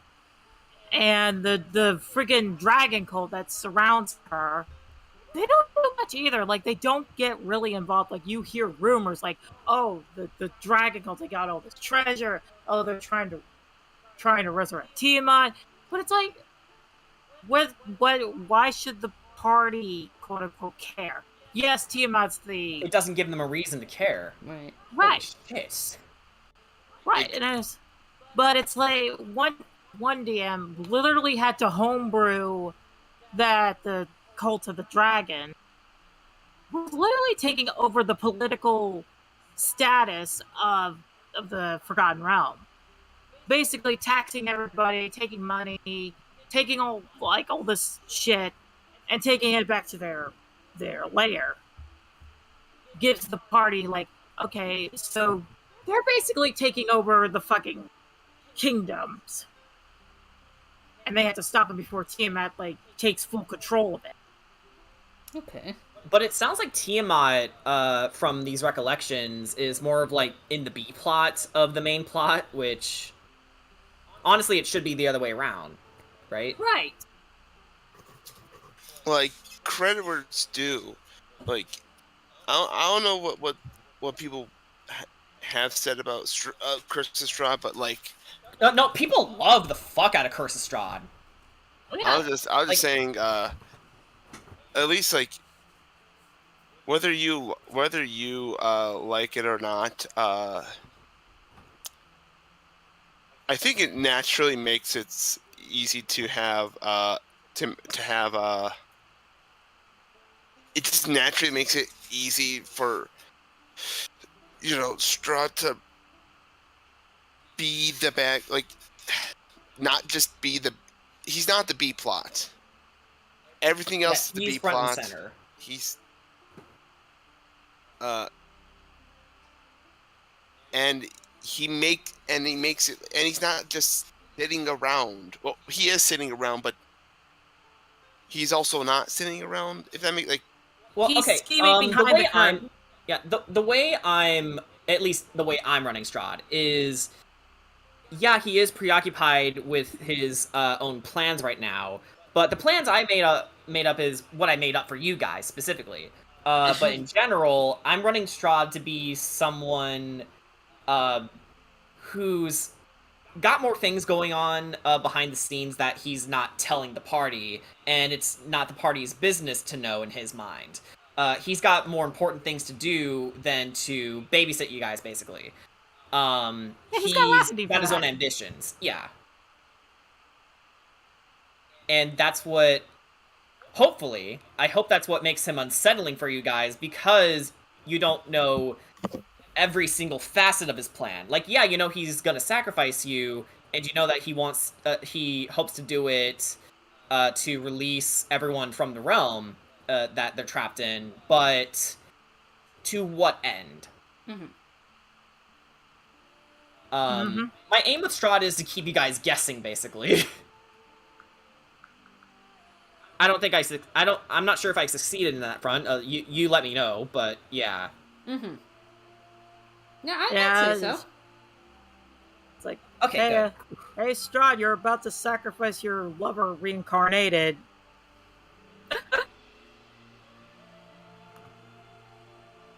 And you're not sure if he's aware of that but doesn't care, or he's aware of that but has a backup plan in mind, or he doesn't care but is gonna do it anyway. You don't know. Mm-hmm. Exactly.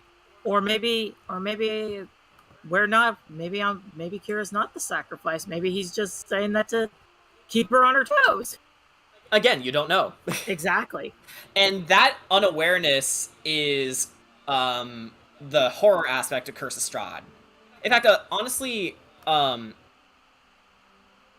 guess what happened with Boone last session was getting a bit too real for him because of the whole prison thing. Right.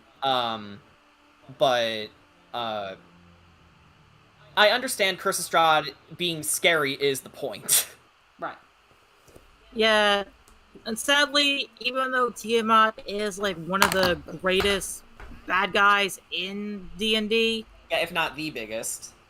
she doesn't really take the spotlight like say Strahd does. Yeah, like, Strahd is way more infamous because of his incel status. Well, that's a very simplistic way of looking at it. He's, if run correctly, very conniving and, Very sneaky. yeah, very need to know, basically. Yeah, and like, and here's the thing: I do like Tiamat. I do like the story, her origins with Bahamut. Like, it's good versus evil. It's chromatic versus metallic. Yes, classic. Right, but it's like outside of her, just chilling out in a hole. I think she would have a bigger role. Like maybe kind of similar to Strahd. The party does something that does get her attention. It's like, all right, I see you. You will be interesting. Yeah. And it's kind of like similar to Lolth, the goddess of drows. Yeah. Which, on that subject, I'm glad D&D is veering away from a specific creature type or race basically being locked to one alignment. Like, I'm glad they're veering away from that, because how about someone who wants to play an orc paladin, or someone who wants to play a goblin ranger, or a kobold artificer? Right. Kobold artificer, get it? Lamau. God damn.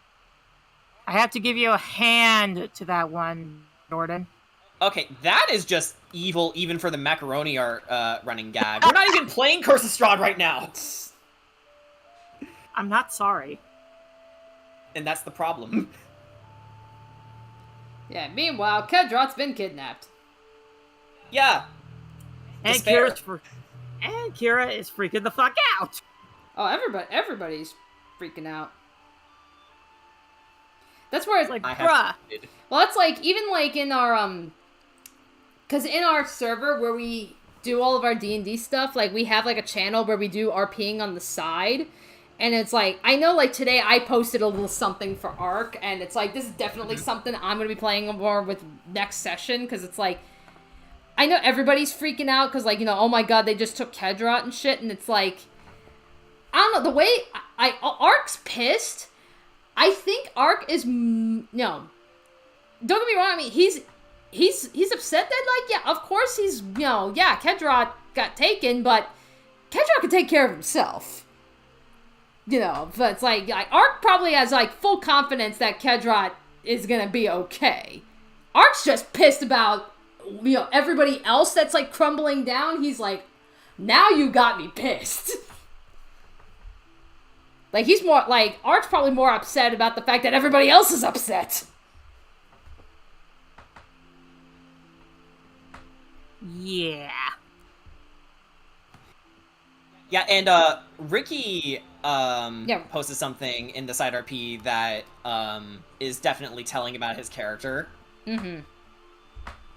And it's also very worrying about where his character is going to go. I won't say it for the audience's sake, but yeah. We don't know. Ricky's gonna do some shit later. Well, we know. Yeah. Well, we know. Ricky was already planning a freaking political assassination. Yeah, because he can't control himself. Yeah. So I mean, we already knew that was coming. And of course, Kira's freaking out while trying to keep her head together, because, like, if she panics, or it's like she can't think when she's panicking. Yeah, like, it's interesting to see you guys' reactions to, as opposed to just, being separated but together, but Corey's on the outside. Now it's sort of, like, flipped on its head, where Kedrot, usually the voice of reason and the most put together of the team, is gone. Right. So Yeah, so now what? Like, you basically took the rock. Not Yeah. to mention, and this you is can't like see it, more. but it's smiling. Yeah, but also not to mention, because of the dragon blood with Kira, basically Straw took part of her treasure because she views the party as her hoard.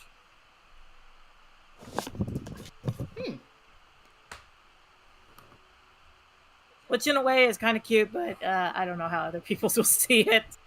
Yeah, like I would word it a bit more carefully than that, because it makes Kira sound possessive than what you intended. Right, and that's obviously not possessive, but she does care about them. Yeah, you can even just say that. Like, not everything has to be an analogy, you know. Yeah. But next session will definitely be interesting. Yeah, especially. Which begs the question. If Brian's gonna join us, then who's he gonna play as? I can only guess. We can only guess indeed. Scout Shelby. Insert D&D term here. Constitution. Fireball. I cast Fireball. Fireball. I can't wait till I level up, because then in Sorcerer I get a really cool spell. Yeah, I know the one you're talking about, and honestly, I'm all for it too.